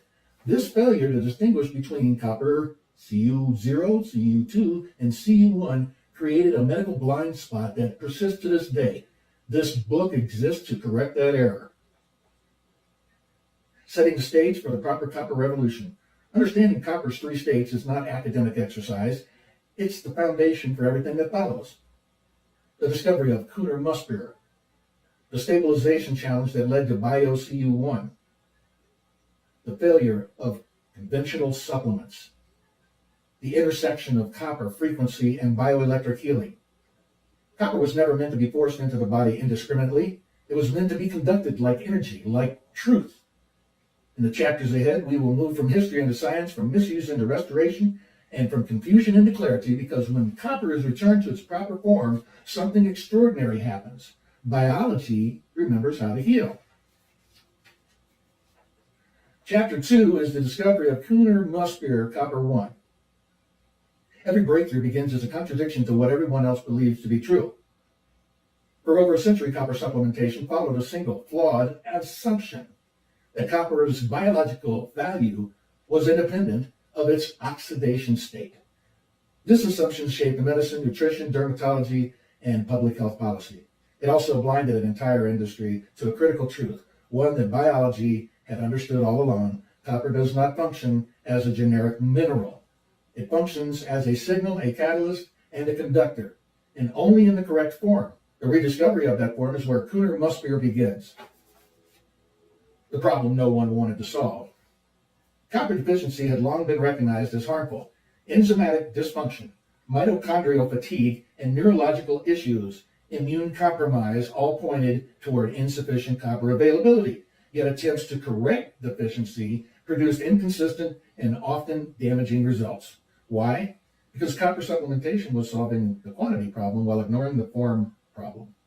Conventional supplements deliver copper exclusively as Cu2, the oxidized reactive state. While this satisfied labeling requirements and elemental intake calculations, it failed biologically. Worse, it introduced long-term toxicity risks that were subtle enough to evade immediate detection. Researchers began to notice a paradox. Food-based copper appeared safe. Supplement-based copper did not. Drinking water copper correlated with cognitive decline, yet copper itself was essential to life. This contradiction demanded an explanation. The biological preference for copper 1. At the cellular level, copper transport is not passive, it's selective. Human cells possess specialized transporters, most notably CTRI, copper transporter 1, that preferentially recognizes and transport Cu1, not Cu2. Once inside the cell, copper does not flow freely. It is escorted by metallo chaperones to precise destinations: mitochondria, antioxidant enzymes, electron transport complexes, cellular signaling hubs. This choreography only works when copper enters its reduced state. Cu2 disrupts this system. It bypasses regulation, generates oxidative stress, and accumulates improperly. Cu1, by contrast, integrates. The implication was unavoidable. If copper is to heal, it must arrive as Cu1 and remain Cu1 long enough to matter. That requirement presented an enormous challenge. The stabilization problem. Cu1 is inherently unstable. In the presence of oxygen or water, Cu1 readily oxidizes to Cu2. This is why most industrial processes avoid it. It is chemically inconvenient and requires protection. It demands precision. For decades, this instability was treated as barrier-proof, that Cu1 was impractical for supplementation. In reality, it was a filter. Only a formulation that respected copper's chemistry rather than forcing it into compliance could succeed. The breakthrough came with chelation, not as a means of immobilization, but as a means of guided delivery. Kuhner-Musbier. Copper, nicotinic acid, and biological intelligence. Kuhner-Musbier is a copper nicotinic acid complex engineered specifically to maintain copper in the +1 oxidation state, protect it from premature oxidation, enhance cellular uptake, deliver copper where it is biologically needed, free radical chaos. Nicotinic acid, vitamin B3, was not chosen arbitrarily. It plays multiple synergistic roles. It stabilizes Cu1 through coordination chemistry. It increases lipophilicity, improving membrane passage. It supports NADA production, mitochondrial respiration, and energy metabolism. It supports NAD production, mitochondrial respiration, and energy metabolism. It complements copper's role in electron transport and oxidative balance. Together, copper and nicotinic acid form a compound that behaves less like a supplement and more like a biological courier. Copper is not dumped into the system, it is escorted. Federal recognition and NDIN validation. The legitimacy of Kuhner-Musbier was not established through marketing claims or anecdotal enthusiasm. It was established through regulatory scrutiny. The compound was submitted and accepted under FDA New Dietary Ingredient Notifications NDIN 893 and NDIN 910. These filings acknowledge not only the novelty of the compound, but its safety profile and biochemical rationale. This mattered. NDIN recognition means the compound is chemically distinct. Its mechanism is understood. Its manufacturing process is defined. Its biological behavior has been evaluated. In a marketplace flooded with loosely defined supplements, Kuhner-Musbier stood apart as a recognized new entity. Mitochondria, where copper becomes energy. Copper's most critical role unfolds inside mitochondria. Within these cellular power plants, copper is required for the assembly and function of cytochrome C oxidase, the terminal enzyme of the electron transport chain. Without copper, electron flow stalls, ATP production falters, energy collapses. Cu1 is the form mitochondria recognize. Kuhner-Musbier's ability to deliver copper efficiently into cells and into mitochondria translates into improved electron transfer, increased ATP synthesis, reduced oxidative stress, enhanced cellular resilience. This is not stimulation, this is restoration. Why Kuhner-Musbier changed everything. Kuhner-Musbier did not introduce copper to biology. It returned copper to biology in the form biology expects. The distinction reshaped how copper could be used, safely, intelligently, systematically, without accumulation of toxicity. It also exposed the fundamental flaw of the existing copper market. Copper was never a problem. The wrong copper was. From Kuhner-Musbier to biocu1.com. Kuhner-Musbier solved the delivery problem. BioCU1 would go on to solve the application problem, especially in topical and frequency integrated context. That evolution rests entirely on Kuhner-Musker's foundational insight. Copper heals when it arrives reduced, protected, and respected. The proper copper revolution began here, not as a theory, but as a verified chemical reality. Chapter 3, The Truth About Copper Misuse. The most dangerous substances are not poisons, they are half-understood necessities. Copper did not become dangerous because it was misunderstood, it became dangerous because it was oversimplified. Once copper was reduced to a numeric value, its elemental requirement measured in milligrams, its chemistry, context, and biological intelligence were quietly discarded. What followed was not malicious intent, but systematic error, an industry-wide failure to ask the most important question: which copper? The myth of more copper. Modern supplementation operates on a flawed premise that deficiency can be corrected by increasing the intake. This logic works for some nutrients. It does not work for copper. Copper is not consumed to be used indiscriminately. It is consumed to be allocated. The body maintains copper homeostasis through tightly regulated pathways involving intestinal transporters, hepatic processing, metallochaperone proteins, mitochondrial insertion mechanisms. When copper enters in the correct form, this system functions seamlessly. When it enters incorrectly, the system is bypassed. The result is not balance, but accumulation. How copper supplements fail. All conventional copper supplements use cupric salts, Cu2. These compounds are chosen because they are inexpensive, shelf-stable, water-soluble, easy to manufacture. They're not chosen because they are biologically optimal.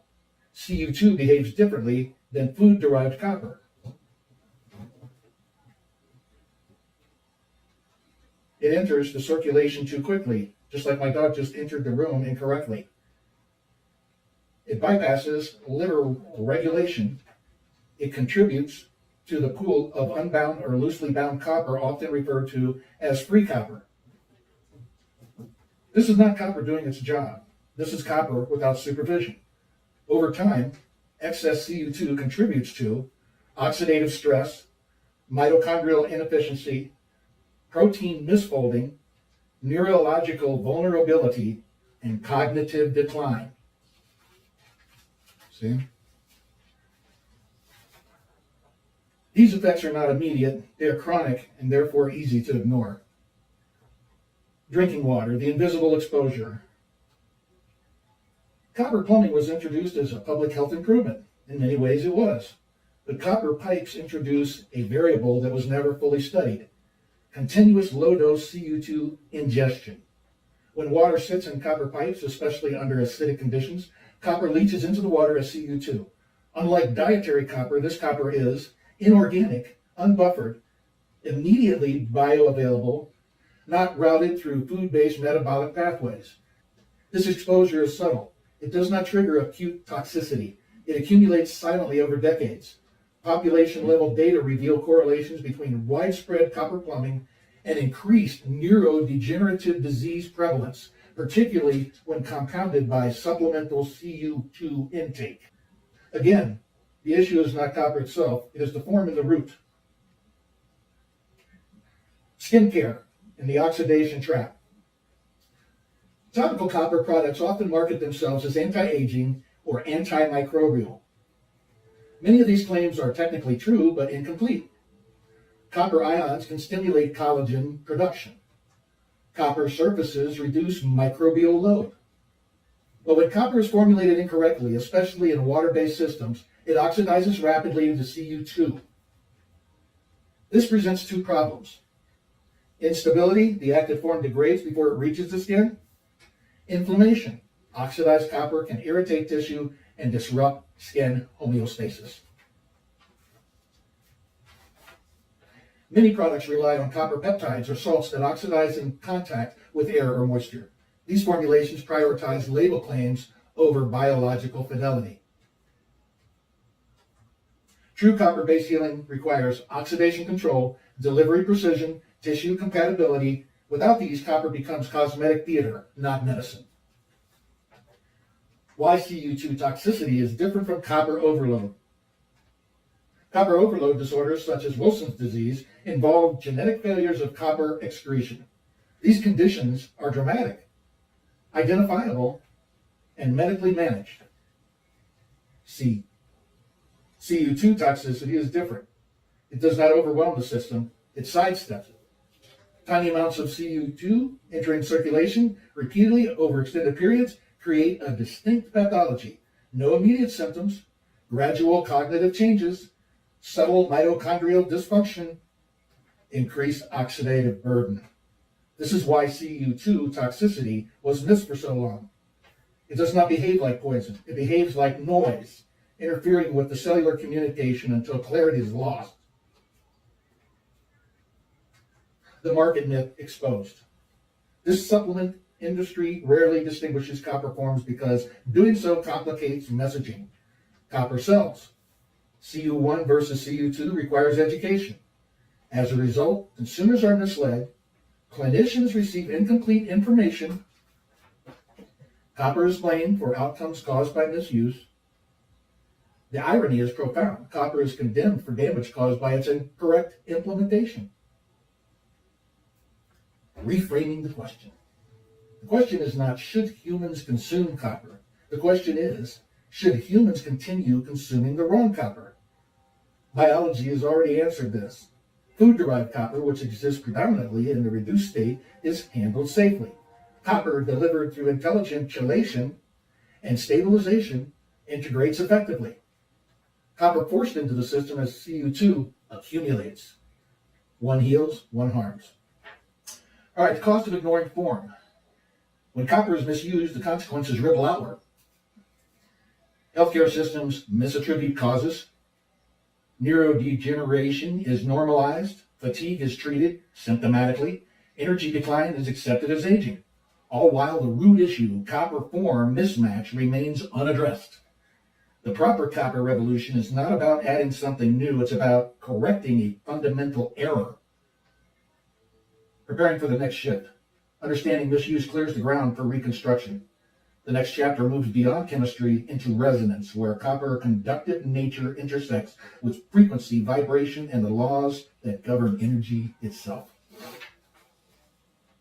Copper is not merely a mineral, it is a biological conductor, and conductors respond to frequency. All right, we're in chapter 4, Tesla 369, and the resonant field. If you want to find the secrets of the universe, think in terms of energy, frequency, and vibration. Nikola Tesla. Nikola Tesla did not speak in metaphors when he described energy, frequency, and vibration. He spoke as an engineer, one who understood that nature organizes itself through resonant systems, not static parts. The modern world remembers Tesla for electricity. What it forgets is that Tesla was obsessed with how energy organizes matter. Copper sits at the center of that obsession. Resonance is not mysticism. Resonance is a measurable physical phenomenon. It occurs when a system responds most efficiently to a specific frequency. Bridges collapse when wind frequencies match structural resonance. Lasers function through resonant cavities. Cells communicate through oscillatory signals. Biology is not exempt from physics. It is governed by it. Every cell maintains electrical gradients. Every membrane holds potential. Every mitochondrion operates as an electrochemical engine. Frequency is not external to life. It is embedded within it. The question is not whether frequency affects biology. The question is whether biology is equipped to conduct it. Copper is nature's conductor. Copper is unique among biologically essential elements. It is redox active, electrically conductive, catalytically versatile, capable of rapid electron exchange. These properties make copper indispensable to electron transport, the functional process underlying metabolism and energy production. In mitochondria, electrons move through precisely arranged pathways. Copper atoms serve as electron handoff points, allowing controlled flow without chaos. This is not chemistry alone. It is signal fidelity.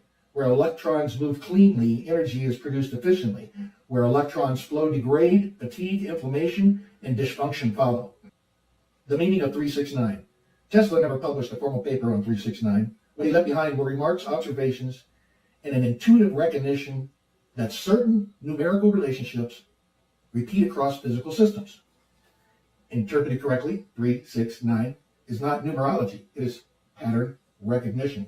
3 represents initiation and direction. 6 represents balance and circulation. 9 represents completion and integration. In oscillatory systems, these phases appear repeatedly: wave generation, wave propagation, wave revolution. In biological terms, signal initiation, signal transmission, signal integration. Copper participates in all 3. Copper and oscillatory biology. Cells do not communicate through static chemistry. They communicate through ion gradients, electrical potentials, rhythmic signaling, phase coherence. Copper-containing enzymes regulate mitochondrial respiration, antioxidant balance, neurotransmitter synthesis, immune signaling cascades. These processes are not linear, they are oscillate. CU1 enables this oscillation by allowing controlled redox cycling, the biological equivalent of tuning a circuit rather than flooding it with current. CU2 disrupts this rhythm. CU1 sustains it. Why frequency fails without proper copper. Frequency-based therapies, sound, light, electromagnetic modulation, depend on biological receptivity. A signal cannot heal a system that cannot receive it. Copper deficiency or copper misaligned systems lose coherence. Membranes lose responsiveness. Mitochondria lose efficiency. Signaling becomes noisy. Inflammation replaces regulation. This is why frequency interventions produce inconsistent results when copper biology is ignored. Copper does not replace frequency, it enables resonance, from electricity to bioelectricity. Tesla worked with this macroscopic systems, coils, currents, fields. Biology operates on a different scale, but the same rules apply. The human body is a bioelectric organism. Nerves transmit electrical impulses, muscles respond to ionic gradients, organs synchronize through oscillatory signals. Copper functions as the interface element between chemistry and electricity. It is the translator. When copper is in the correct state, signals propagate cleanly. When copper is oxidized, signals scatter. This is not philosophical, it is measurable. The resonant field is not an aura. It is the sum of coherent electrical, chemical, and oscillatory activity within a biological system. Health corresponds to signal clarity, phase alignment, energetic efficiency. Disease correlates with signal distortion, phase mismatch, energetic waste. Copper, specifically Cu1, is one of the few elements capable of operating across all these domains simultaneously. That is why it appears everywhere. Life requires precision. Why this chapter matters. Without understanding resonance, copper appears to be just another micronutrient. Without understanding copper, frequency appears abstract. Together they form a functional system. Tesla sensed this intuitively. Modern biology is just now catching up. Setting the stage for the human conductor. If copper conducts energy and frequency governs organization, then the human body is not a passive recipient of healing, it is an active conductor. The next chapter explores this idea directly, how copper transforms the human body from a biochemical machine into a bioelectrical system capable of restoration. Chapter 5, the human conductor. The body does not merely run on chemistry, it runs on coherence. Modern medicine describes the human body as a collection of systems: nervous, immune, endocrine, and metabolic. This framing is useful but incomplete. It describes components, not coordination. Coordination requires conduction. At the most fundamental level, the human body is an electrochemical organism. Every thought, every movement, every repair process depends on the controlled movement of electrons and ions. Chemistry provides the materials. Electricity provides the order. Copper sits precisely at the intersection of both. Bioelectricity is not optional. Long before organs form, life establishes electrical gradients.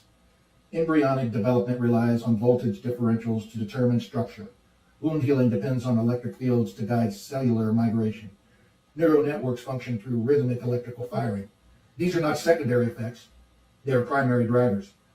The body maintains bioelectrical order through membrane potentials, ion channels, redox signaling, and mitochondrial electron flow. Copper is embedded in each of these processes, not as bulk material, but as a precision element. Copper in blood, brain, and tissue. Copper distribution in the body is highly regulated. In the blood, copper is transported bound to proteins, not free-floating. In the brain, copper supports synaptic signaling, neurotransmitter synthesis, and axonal targeting. In connective tissue, copper-dependent enzymes regulate collagen cross-linking and structural integrity. These roles require copper to cycle between oxidation states safely. Only Cu1 can perform this role without generating oxidative chaos. When copper is delivered incorrectly, these systems do not fail catastrophically. They degrade quietly.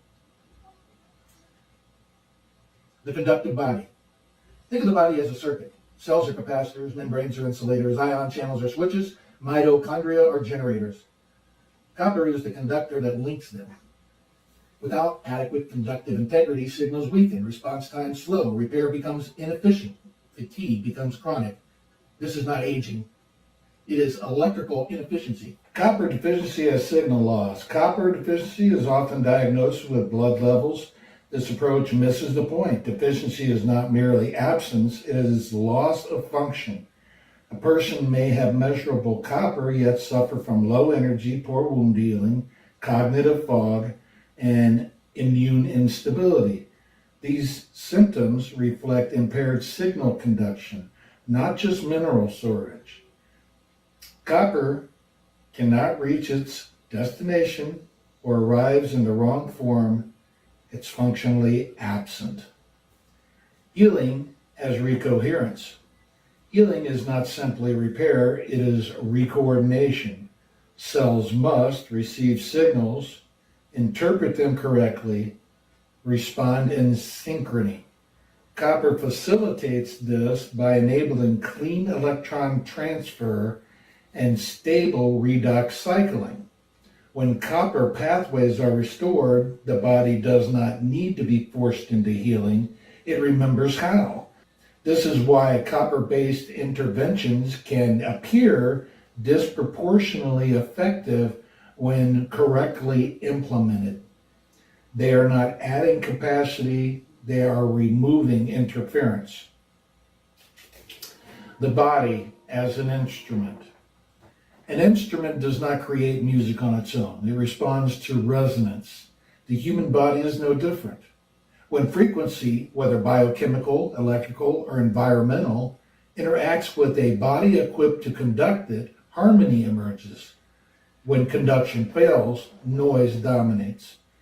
Copper determines which outcome prevails. Why this reframes health. Health is not a static state. It is a dynamic balance of signals. Copper's role is not to overpower biology, but to enable communication with it. This is why copper appears everywhere where life demands precision. Brain development, energy production, immune regulation, tissue repair. And this is why misuse creates confusion rather than collapse. Preparing to heal the earth. If the human body is a conductor, then its relationship with the environment matters. Copper does not operate in isolation. It interfaces with microbes, ecosystems, and planetary biology. The next chapter expands this view outward, from individual healing to ecological restoration. Chapter 6, Healing the Earth with BioCU1. A system that cannot heal its environment will eventually fail to heal itself. Healing does not stop at the skin, the cell, or the mitochondrion. What affects the body affects the ecosystem, and what degrades the ecosystem ultimately returns to the body. Copper has always occupied this boundary between life and environment. For millennia, copper has been used to control microbial growth, preserve water, and protect crops. Yet modern applications often repeat the same mistake, even in human supplementation. using the wrong form in the wrong way for the wrong reasons. BioCU1 was developed to break that pattern. Antimicrobial does not mean destructive. Most antimicrobial strategies operate on a scorched earth philosophy. They aim to kill broadly, quickly, and indiscriminately. This approach creates immediate results but long-term consequences. Antibiotic resistance, microbiome collapse, environmental toxicity. Copper offers a fundamentally different mechanism. Copper does not kill by poisoning. It kills by disrupting microbial electron transport and membrane integrity, a process microbes cannot easily adapt to, but only when copper is in the correct redox state. Why CU1 matters in microbial control. CU1 penetrates microbial membranes more effectively than CU2. Once inside, it interferes with respiratory enzymes, DNA replication, membrane potential stability. This action is rapid and decisive, yet nonspecific resistance does not develop. Microbes cannot learn to bypass fundamental electron disruption without losing viability. CU2, by contrast, oxidizes prematurely, binds indiscriminately, causes collateral tissue irritation, loses efficacy over time. BioCU1 leverages CU1 precisely because it aligns with biology rather than overwhelming it. Topical healing without ecological cost. Many topical antimicrobials sterilize skin. This is not healing. It is ecological collapse at the micro scale. Healthy skin hosts a dynamic microbiome that protects against pathogens, regulates inflammation, supports barrier integrity.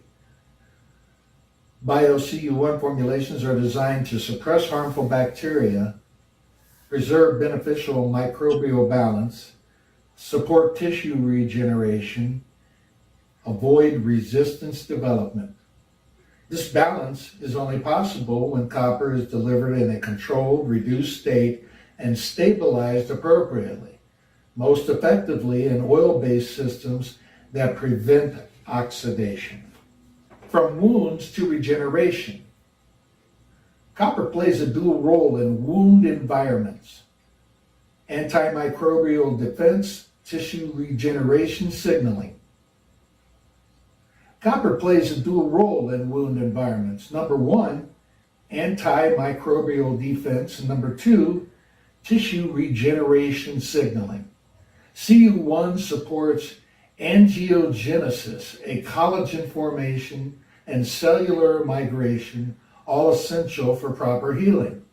Unlike conventional antiseptics that stall repair while killing microbes, copper accelerates the transition from defense to regeneration. This is not accidental. It is biological design. Environmental resonance and sustainability. Copper is a naturally occurring element. When used intelligently, it does not accumulate destructively, it cycles. BioCU1 applications are designed to minimize environmental load, avoid persistent toxic residues, integrate into natural biogeochemical cycles. This stands in stark contrast to synthetic antimicrobials that persist, bioaccumulate, and disrupt ecosystems long after their intended use. Healing the earth does not require abandoning technology. It requires aligning technology with nature's rules. Copper resistance, a false fear. The fear of copper resistance mirrors early fears about antimicrobial overuse, but it misunderstands mechanism. Resistance emerges when organisms adapt to specific biochemical targets. Copper action is multimodal and fundamental. It interferes with the core electron transfer processes that cannot be altered without destroying viability. This is why copper surfaces remain effective centuries after introduction and why BioCU1 applications retain potency without escalation. BioCU1 as an ecological tool. BioCU1 is not positioned as a universal solution. It is a precision tool. Its proper use includes wound defense, dermatological restoration, antimicrobial protection, pet and veterinary care, sustainable hygiene applications. In each case, the goal is not domination, but restoration of balance. Why this matters now? The world faces converging crises: antibiotic resistance, chronic inflammation, environmental toxicity, immune dysregulation. These problems share a common thread: systems push beyond balance. Copper, returned to its proper form, offers a rare opportunity to intervene without creating new problems. From earth to chemistry. To understand why BioCU1 behaves differently, we must examine the underlying chemistry of how CU1 activates pathways that CU2 cannot. The next chapter moves inward again into molecular detail, where healing is not a metaphor, but a sequence of reactions. Chapter 7, 1022. Healing does not occur because the body wishes it to. It occurs because specific chemical events happen in the correct order. When those events are disrupted, healing stalls. When they are restored, healing resumes, often rapidly and decisively. Copper, in its reduced CU1 state, sits at the center of that sequence. From injury to signal. Every injury begins the same way: disruption. Cells rupture, membranes depolarize, local electrical gradients collapse. Within milliseconds, the body must decide whether the site becomes inflamed, infected, fibrotic, or regenerative. This decision is not conscious, it's chemical. Copper participates in the earliest moments of this response by regulating redox balance, reactive oxygen species, ROS signaling, electron flow stabilization. Contrary to popular belief, ROS are not inherently harmful. In controlled bursts, they function as signals, recruiting immune cells and initiating repair. Copper-dependent enzymes determine whether ROS act as messengers or weapons. CU1 enables control. CU2 amplifies chaos. Copper and redox precision. Redox reactions are electron changes. Life depends on their timing and localization. CU1 function as a reversible redox participant. It can donate an electron. It can accept an electron. It can do so repeatedly without structural damage. This makes CU1 ideal for catalytic roles in enzymes that must operate rhythmically. CU2 lacks this flexibility. It tends to remain oxidized, generating uncontrolled oxidative pressure. Healing requires precision redox cycling, not sustained oxidation.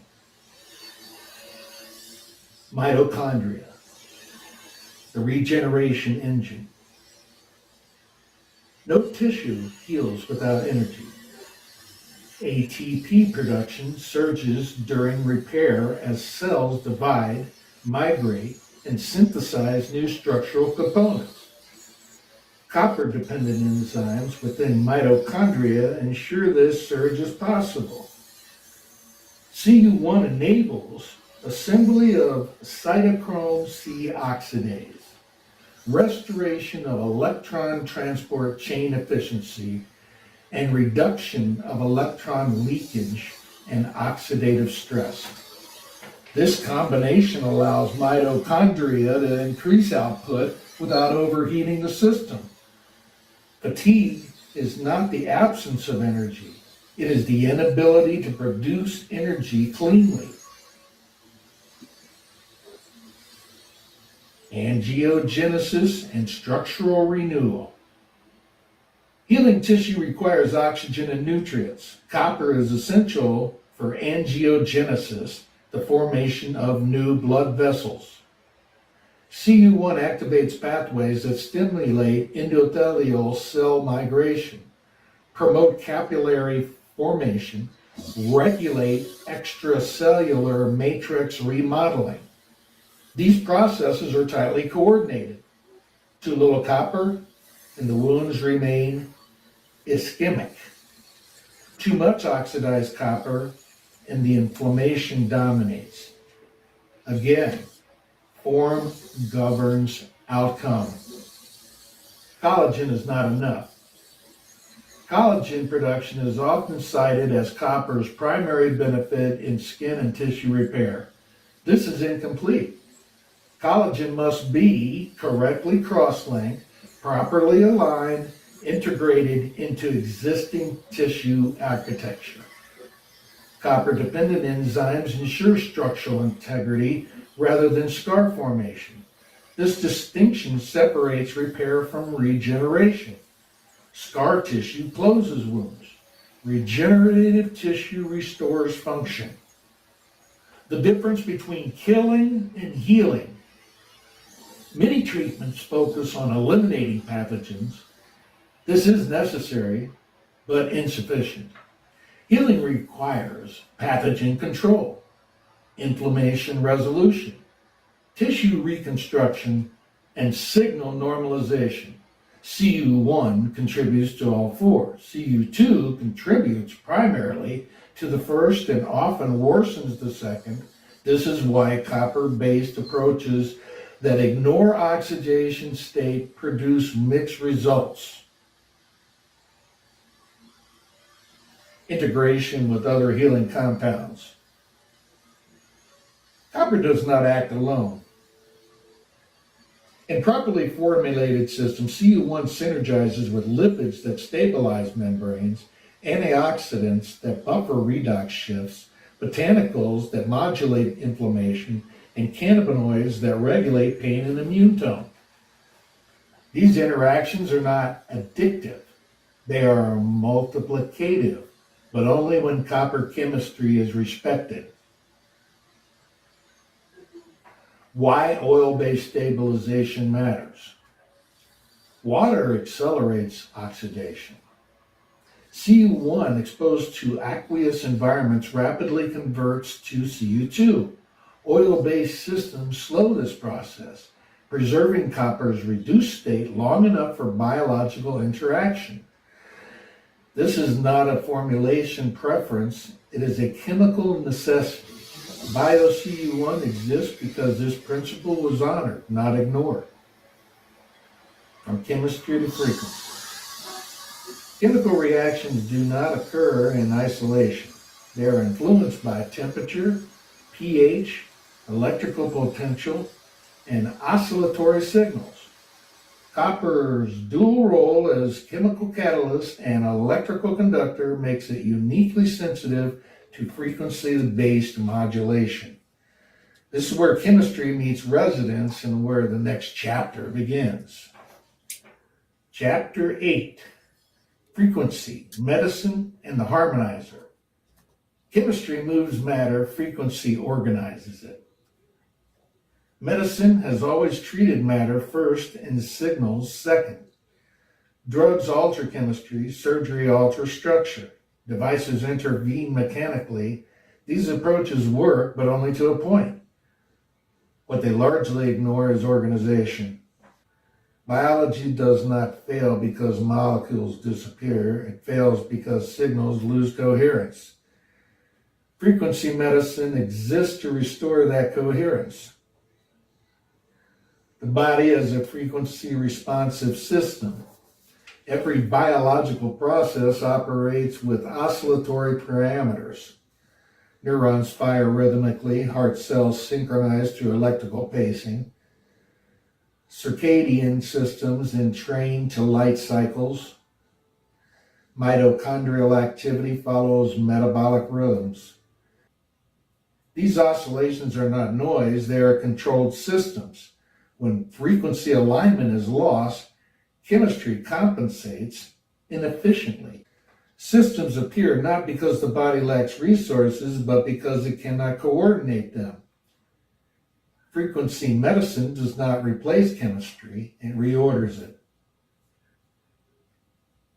Copper's unique role in frequency reception. Not all tissues respond equally to frequency-based interventions.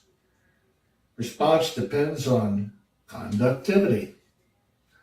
Copper is uniquely positioned here. It conducts electrons efficiently. It participates in redox signaling. It stabilizes oscillatory enzyme activity. CU1 enhances a cell's ability to frequency by maintaining electron mobility without oxidative overload. CU2 interferes with this responsiveness by introducing noise, excess charge without regulation. This distinction determines whether frequency becomes therapeutic or disruptive. Sound, light, and electromagnetic modulation. Frequency medicine spans multiple modalities: acoustic, sound, photonic, light, electromagnetic, EMF. Each interacts with biological systems differently, yet all require signal transduction to be effective. Copper-dependent pathways influence membrane polarization, ion channel sensitivity, mitochondrial resonance, and a neural signal propagation. When copper pathways are intact, frequency modulation produces predictable psychological responses. When they are not, results vary widely. This explains why frequency therapies show promise in controlled settings, but inconsistency in broad application. The missing variable is often copper biology. Misophonia, neural noise, and signal filtering. Misophonia, an extreme emotional response to specific sounds, offers a clear example of frequency dysregulation. The issue is not sound volume, it is signal processing. Neural circuits misinterpret benign frequencies as threats. Copper-dependent neurotransmitter pathways and mitochondrial energy regulation play a role in maintaining proper sensory filtering. All right, so proper sensory filtering. I think that's important. Well, you see, I had Jarrett here, and we're going to go over to the lab in about an hour. And look at my shirt. We had a hell of a time getting that camper out of the RV gate. Somehow we got hung up to the right, but teamwork always pays off, you know. We got it out of there with no damage. Well, minimal. There was a couple of scratches. More later on that. But, you know, yesterday I had to install this. You ever had that happen? It's actually only $8, but it costs you about $200 to have somebody do it for you, because under that bathroom sink is a pain. And whoever had put the plastic fixtures together before had put some type of epoxy on it. That's a no-no. They're actually, you can tighten them with your hands and a rag, and that should be tight enough. But I had to use fingernail polish to get it to be loosened up. And the reason is it's a fingernail polish. You put it on there. It's got the acetam. What is it? Oh, just jumped my mind. Anyway, what the heck is this? Acetone. Yeah, it's got the acetone in it. And then that eats through that, just like super glue. If you get something super glued, just use a fingernail polish. That'll take care of it. But yeah, it's kind of nice to have this put in, a new faucet thing. And it's always nice if your drains start getting old and scratched and ugly. It takes a little bit to do it, but it's only $9, right? And a pair of channel locks and a pair of vice grips is what you need. So the reason I cut in was to tell you that I'm going to go over to Jarrett's and we're going to make a whole bunch of half ounces. Now the half ounces go for $10.95. And if you hit me up in the comments, I'll give away the first 5 comments. I'll give you a half ounce on the house and we'll ship it right there. But you gotta be on the next, I think we're running about another 30, 35 minutes on here. And then I'm going over to the lab and I'll run a couple of live shots from there. But really great having Jarrett on the show today. He's got so much going on. The cream and the copper are just a small amount of a little percentage of what he does. And I'm fortunate to be involved in that. So I do promotions and I give stuff away and I read the book. So back into the book. And you may have heard my cleaner going on there. Oh my God. For those of you who have, what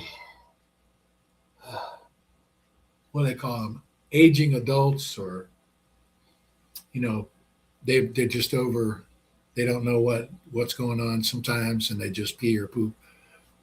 Winston had to pee right then when I went out to open the RV gate.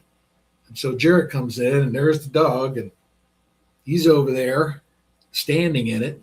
Thank God he's got his boots on. But I got this Bissell, and you may have heard it running in the background there. But as soon as that happens, usually I get the Bissell. My carpet's clean now. Let me give you a tip with the Bissell, okay? Is that, and with dog stains and pet odors, okay? I am an authority on that for the last year and a half now. Winston, we're just glad he has a urination or a poop, that it's a nice, healthy one. But during some stages, getting them on the right food and stuff, the kibble that we use is from PetSmart, and it's got a schnauzer on it, okay? I think it's called Science Diet. This works great. It's little kibble. He eats it well.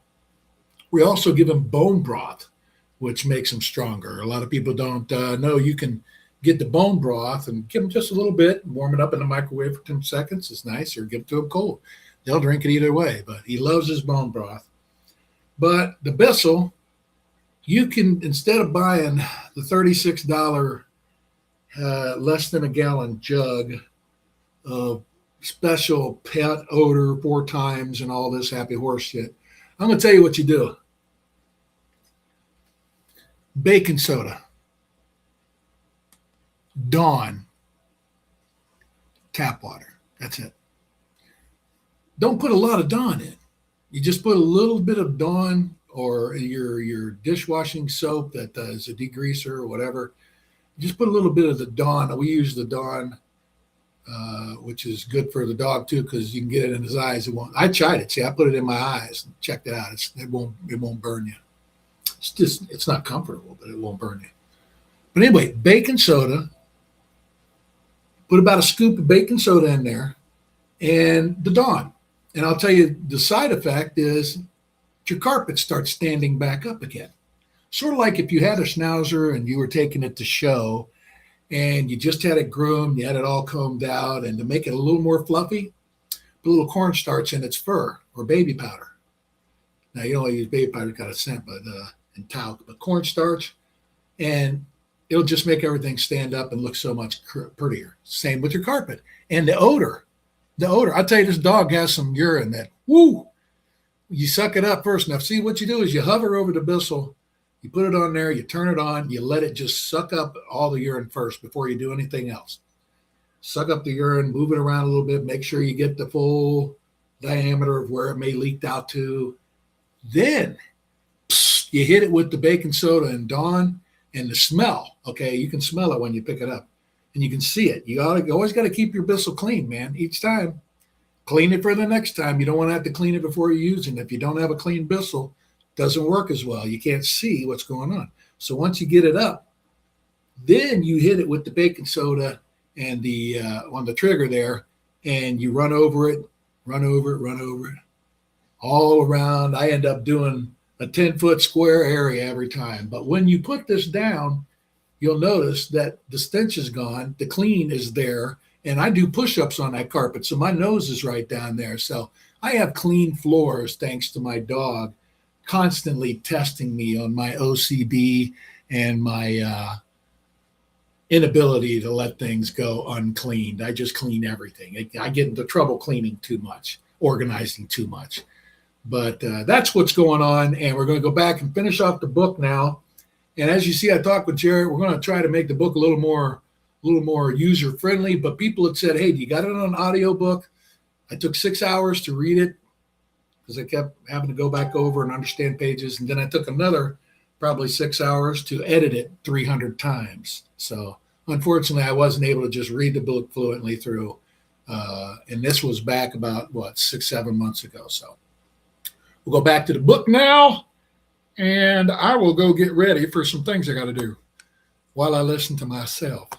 Restoring copper mediated signal clarity does not block sound, it recalibrates interpretation. I'll probably have some special deals This principle too extends while I'm beyond over at the lab, so misophonia stay into tuned. anxiety, sensory overload, and autonomic imbalance. The Bio-CU1 frequency harmonizer concept. The Bio-CU1 frequency harmonizer is not a device that imposes healing. It is designed to support biological reception. Its conceptual foundation rests on 3 pillars. Number 1, detection, identifying disruptive frequencies. Number 2,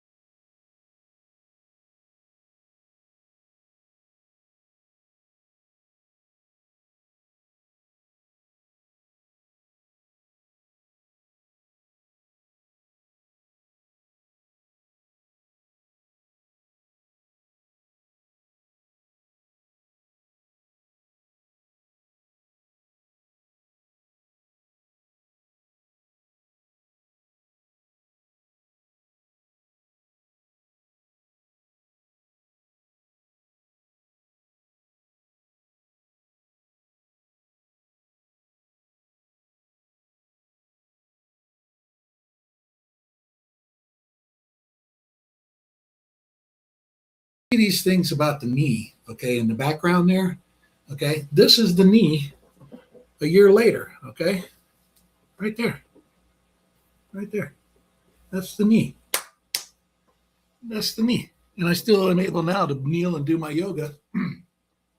It was also a blunt force trauma, okay? Which is because I came down and I pounded that knee right onto rock. So copper also helped to heal the ligaments and the bones inside, but actually it wasn't the copper.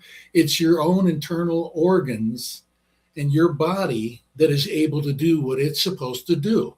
And I have to tell you, as God is my witness, I had no pain the entire time. Okay, now, right from when I had the come back over off of the EUC, because I was riding my EUC in my flip-flops, flying my drone out of Bartlett Lake, and I hit a pocket of pebbles, and I went over, and then when I tumbled like I normally do, I came down on that knee, all my body weight right on that rock, okay? And, of course, I got up, and I looked at it, and I'm like, wow. You know, and then I rode the EUC back over, and I showed Anita, and she's like, oh, you got to go to the emergency room, right? And I'm like, no, I'm not going to go to the emergency room. But at that point, it did not hurt, see. And I went out to the lake and washed the blood off of the bottom of my leg. I didn't put the lake water on it. I used the bottled water above it to then rinse the blood off, and then drove back. And that's the scene you see in the car there, where it was what they call degloving.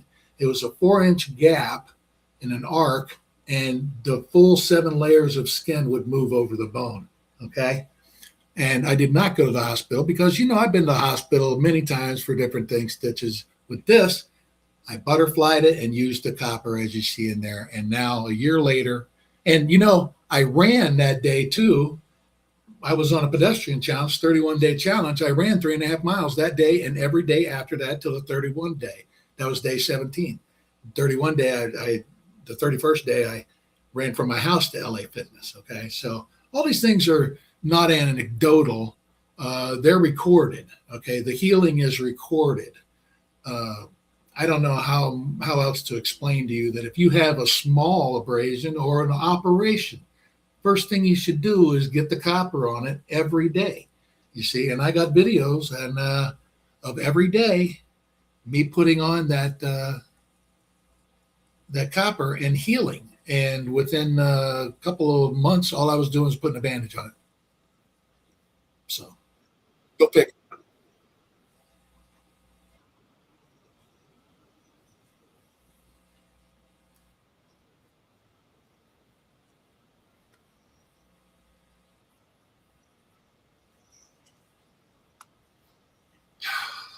Education and distribution. Each layer introduces pressure to simplify, exaggerate, or compromise. The temptation is to reduce complex truths into slogans. Resisting that temptation is a business decision. Truth before scale. Most health brands begin with scale as the goal. BioCU1 began with fidelity. Key decisions reflected this priority. Choosing CU1 despite formulation difficulty, stabilizing copper in oil rather than water, rejecting cheap oxidized salts, and educating rather than obscuring the chemistry. These choices slowed growth, they increased costs, they limited immediate market reach, they preserved truth. Regulation as an ally, not an enemy. Regulatory frameworks are often portrayed as barriers to innovation. In reality, they are filters. NDIN filings, GMP standards, and trademark protections do not stifle legitimate innovation. They expose weak claims and careless chemistry. BioCU1 engaged regulation proactively, not defensively. This ensured reproducibility, safety, traceability, and legal clarity. Compliance was treated not as an obstacle, but a validation. Intellectual property and responsibility. Protecting intellectual property is not about monopolization. It is about preventing misuse. Copper chemistry, applied incorrectly, can cause harm. Ensuring that BioCU1 formulations are not copied without understanding protects both users and the reputation of copper science itself. IP, when used ethically, preserves standards. Intellectual property. Education as a business model. Selling products without education creates dependency. Educating without access creates frustration. BioCU1 integrates both. Customers are not treated as passive consumers, but as participants in understanding copper form, biological context, frequency readiness, and proper use. This model does not maximize impulse purchases, it maximizes long-term trust. Avoiding the wellness trap. The wellness industry often replaces rigor with enthusiasm. Claims escalate, evidence thins, everything becomes miraculous. BioCU1 rejected this path. No universal cures, no exaggerated timelines, no suppression of limitations. Healing is framed as a process, not a promise. Commerce aligned with consciousness. Profit and purpose are not opposite, they are feedback mechanisms. When a product genuinely helps, return follows, reputation grows, scale becomes sustainable. When claims exceed reality, backlash emerges, trust erodes, and the mission collapses. The business of healing must answer to biology first and to the market second. From product to platform, BioCU1 is not positioned as a single product line, it is a platform. Copper chemistry, frequency integration, regenerative design, and ethical deployment. Each application builds upon the same core principles. The coherence is not accidental, it is strategic. Preparing the legacy. Healing enterprises outlive founders only when the principles outlast personalities. The decision made by BioCU1's formation were designed not just for success, but for continuity, which raises the final human question: what is healing worth if it does not serve those who served? Chapter 10, Veterans, Energy, and Legacy. War does not only wound the body, it fractures the signal. Military service demands a level of sustained physiological output that few civilian systems ever experience. Extended hypervigilance, disrupted sleep cycles, environmental toxicity, trauma exposure, and repeated adrenaline surges place extraordinary strain on the human bioelectrical system. Veterans do not return broken, they return overextended. Healing them requires understanding energy, not metaphorically, but biologically. Combat stress as energetic depletion. The nervous system evolved for accurate threat, not chronic activation. In combat environments, stress hormones remain elevated. Circadian rhythms fractured. Mitochondrial output is pushed relentlessly. Recovery windows disappear. Over time, this produces a state of bioelectric exhaustion. The body adapts, but at a cost. PTSD, chronic pain, inflammation, and cognitive fatigue are not psychological failures. They are signal processing injuries. Copper's role in neuroresilience. Copper-dependent enzymes regulate neurotransmitter synthesis, antioxidant defense, mitochondrial respiration, and synaptic plasticity. Under prolonged stress, copper demand increases. If copper delivery is impaired or delivered in the wrong form, neural signaling degrades.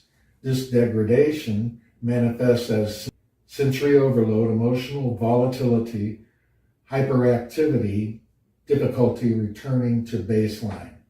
Restoring copper pathways does not erase memory, it restores capacity. PTSD as a signal entrapment. PTSD is often framed as a memory disorder.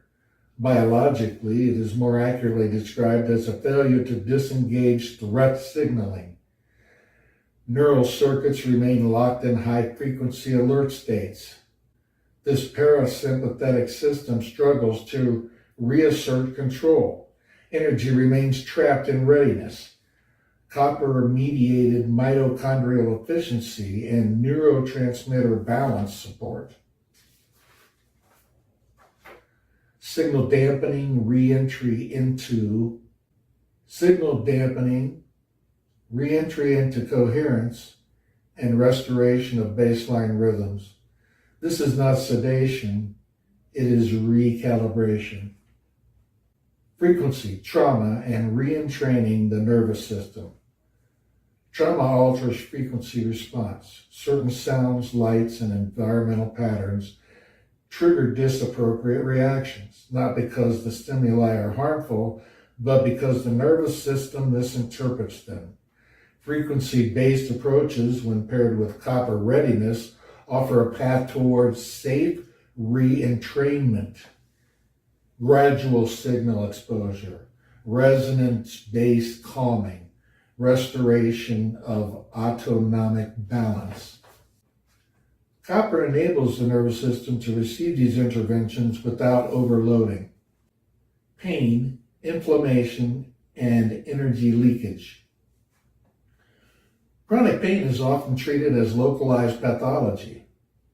In veterans, it frequently reflects systematic energy leakage, where repair processes cannot keep pace with the inflammatory signaling.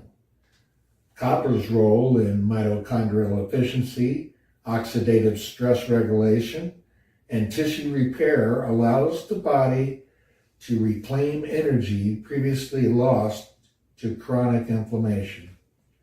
Healing pain is not about suppression, it is about closing the loop. Veterans as proof of concept. Veterans represent one of the most demanding test populations for healing technologies. If a system can support recovery in individuals exposed to extreme stress, environmental toxins, neurological trauma, and metabolic exhaustion, then its validity extends beyond theory. By OCU1's alignment with veteran healing is not symbolic, it's functional. From service to stewardship.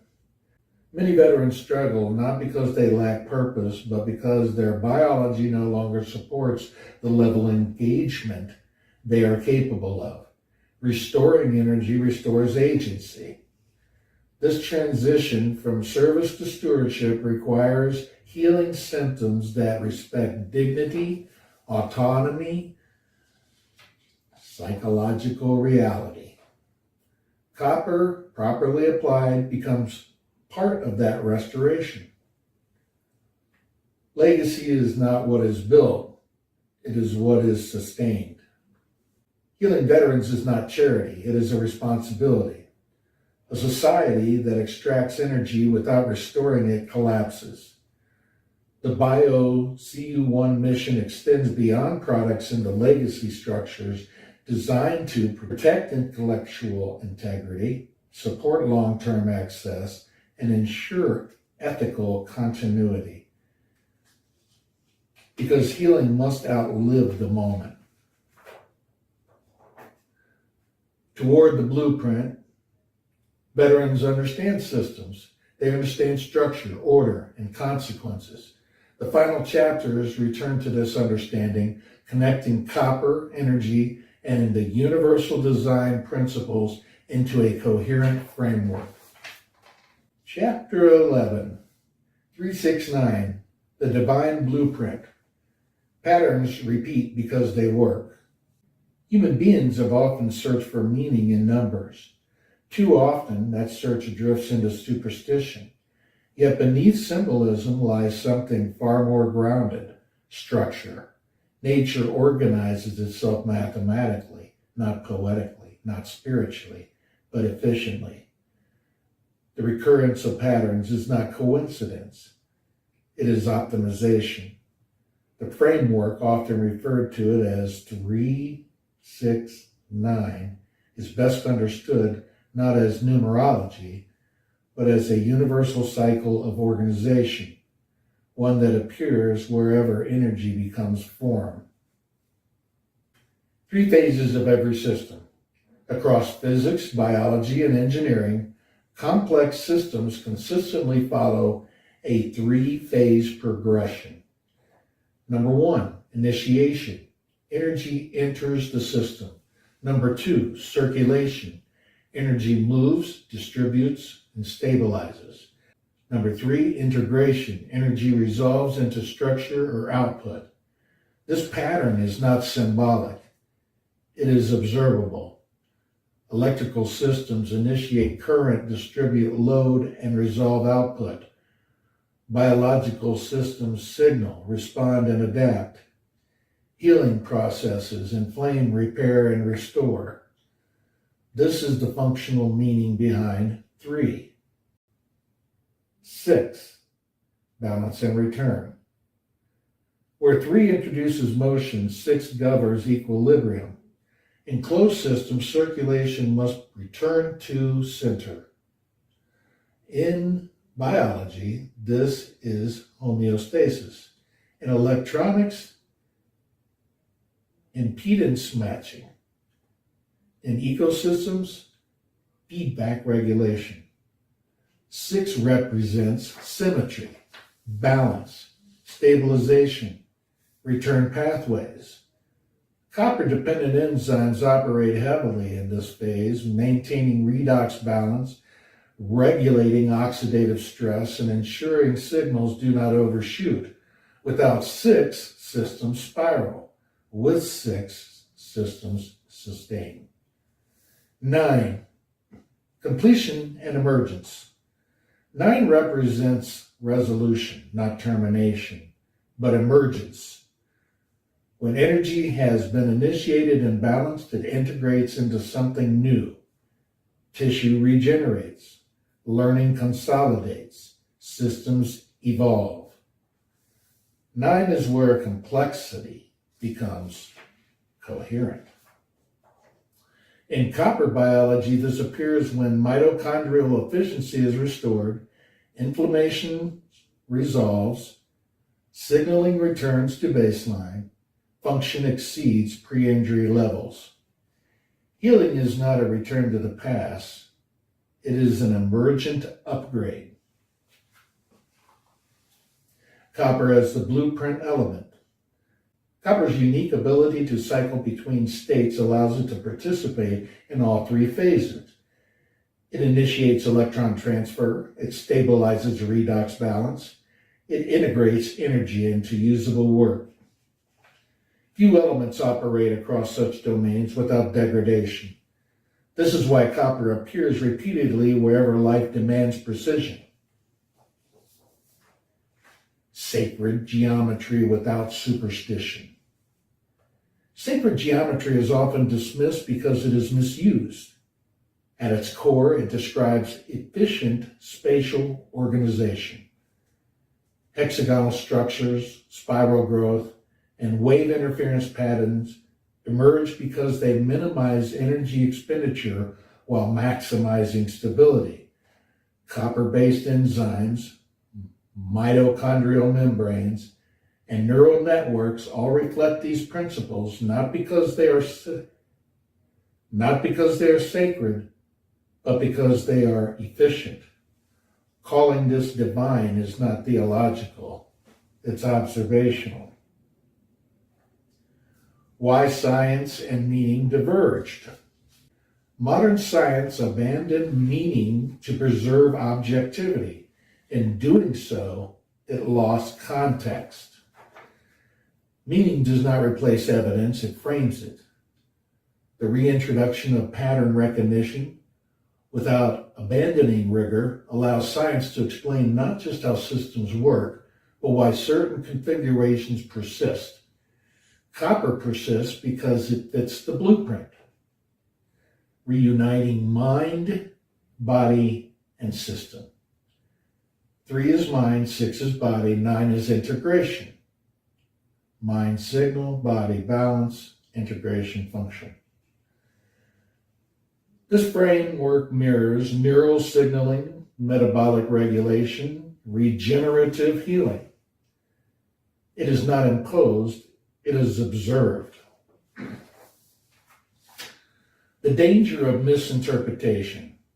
When patterns are divorced from discipline, they become belief systems. This book rejects that path. The 369 framework is not a doctrine. It is a lens, useful only when it clarifies measurable reality. Copper clarifies because it operates at the intersection of signal, balance, and integration. Preparing for the future.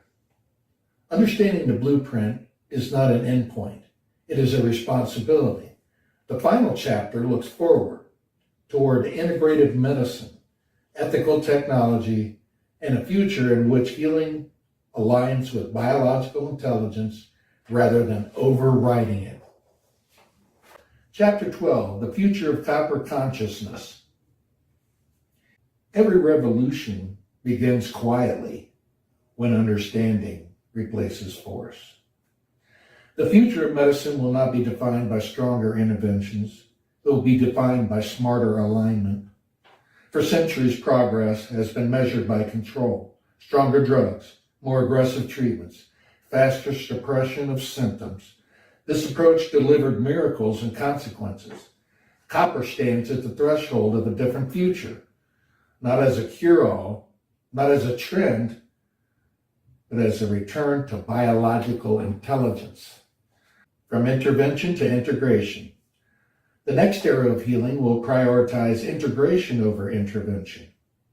Rather than overriding systems, medicine will increasingly ask, what does the body require to restore coherence? What signals are missing, distorted, or blocked? What elements enable communication rather than domination?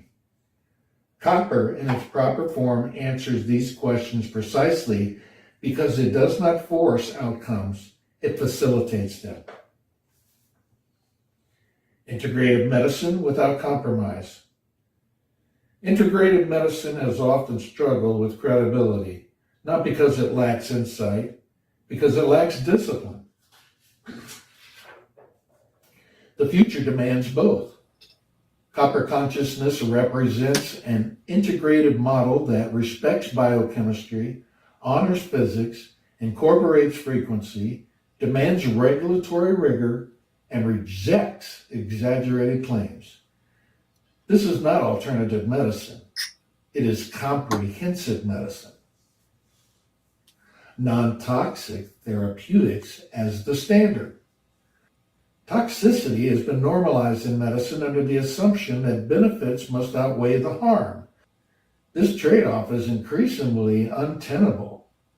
The future belongs to systems that minimize collateral damage, preserve biological reserves, and support long-term resilience. Copper, when delivered as CU1 and stabilized intelligently, offers antimicrobial, regenerative, and signaling benefits without cumulative toxicity. This is not an optimization, it is a correction. Okay. Frequency-based. Okay. I'm going to cut that off today. We had a pretty good show today.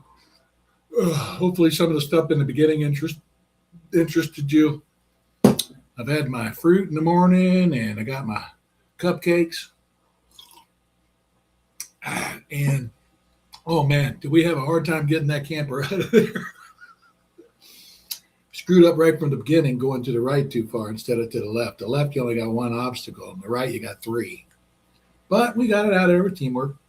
Now I'm going to go over to the lab. We're going to make some half-ounce copper.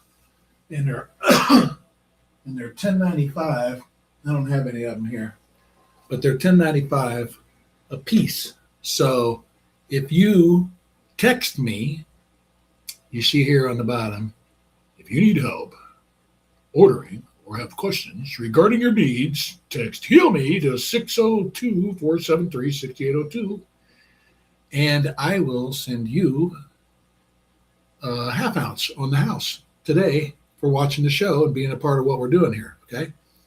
And like it says at the end of the book, it's you got to make money to stay in business. Believe me, I have to make money just to do this show, but it's all about healing people and the real feeling that you get knowing that somebody had a really bad problem, pain that they're going through, scars that they're looking at their life might not be worth anything because they got scars on their face or on their arms, terrible scars. This can change all that. And that's what we're going through. And eventually we'll have it on ambulances and fire trucks, hopefully, so that when you do get burned, they can put it right on you and you can start healing and get the pain to go away naturally. Your body knows how to do that. So I hope you enjoyed watching the show today, the really big show. And I will be back tomorrow at 2 with probably some video from the lab today when we go over there and make up some half ounce, okay? So give a shout out to Jarrett. And remember, if you get a chance to say a prayer for somebody today, you never know what it could be. Somebody could be broke down on the side of the road. You could be reading a post and there's somebody having a problem and you don't even know them, but you wish you could help them. You can. Say the Lord's Prayer. Look at them. Look at their situation. Say the Lord's Prayer. He'll do more than you could ever do, okay? Is to do what Jesus said, pray to the Father in this way, okay? And that's what we do every day. And the Pledge of Allegiance, you patriots out there, it's coming around. It's coming around. We're going to be okay. Thank God we're going to be okay. And if you get a chance, say a prayer for yourself and maybe even me. All right, now we'll do the 7-second freeze, okay? Instead, I'm going to play a little music. Let me see here. We've been reading about Jeremiah, and I always say Jeremiah was a bullfrog, right? It's not a joke. He actually was. Nobody wanted to hear him, but he had to get the note out. So I couldn't help but learn the song.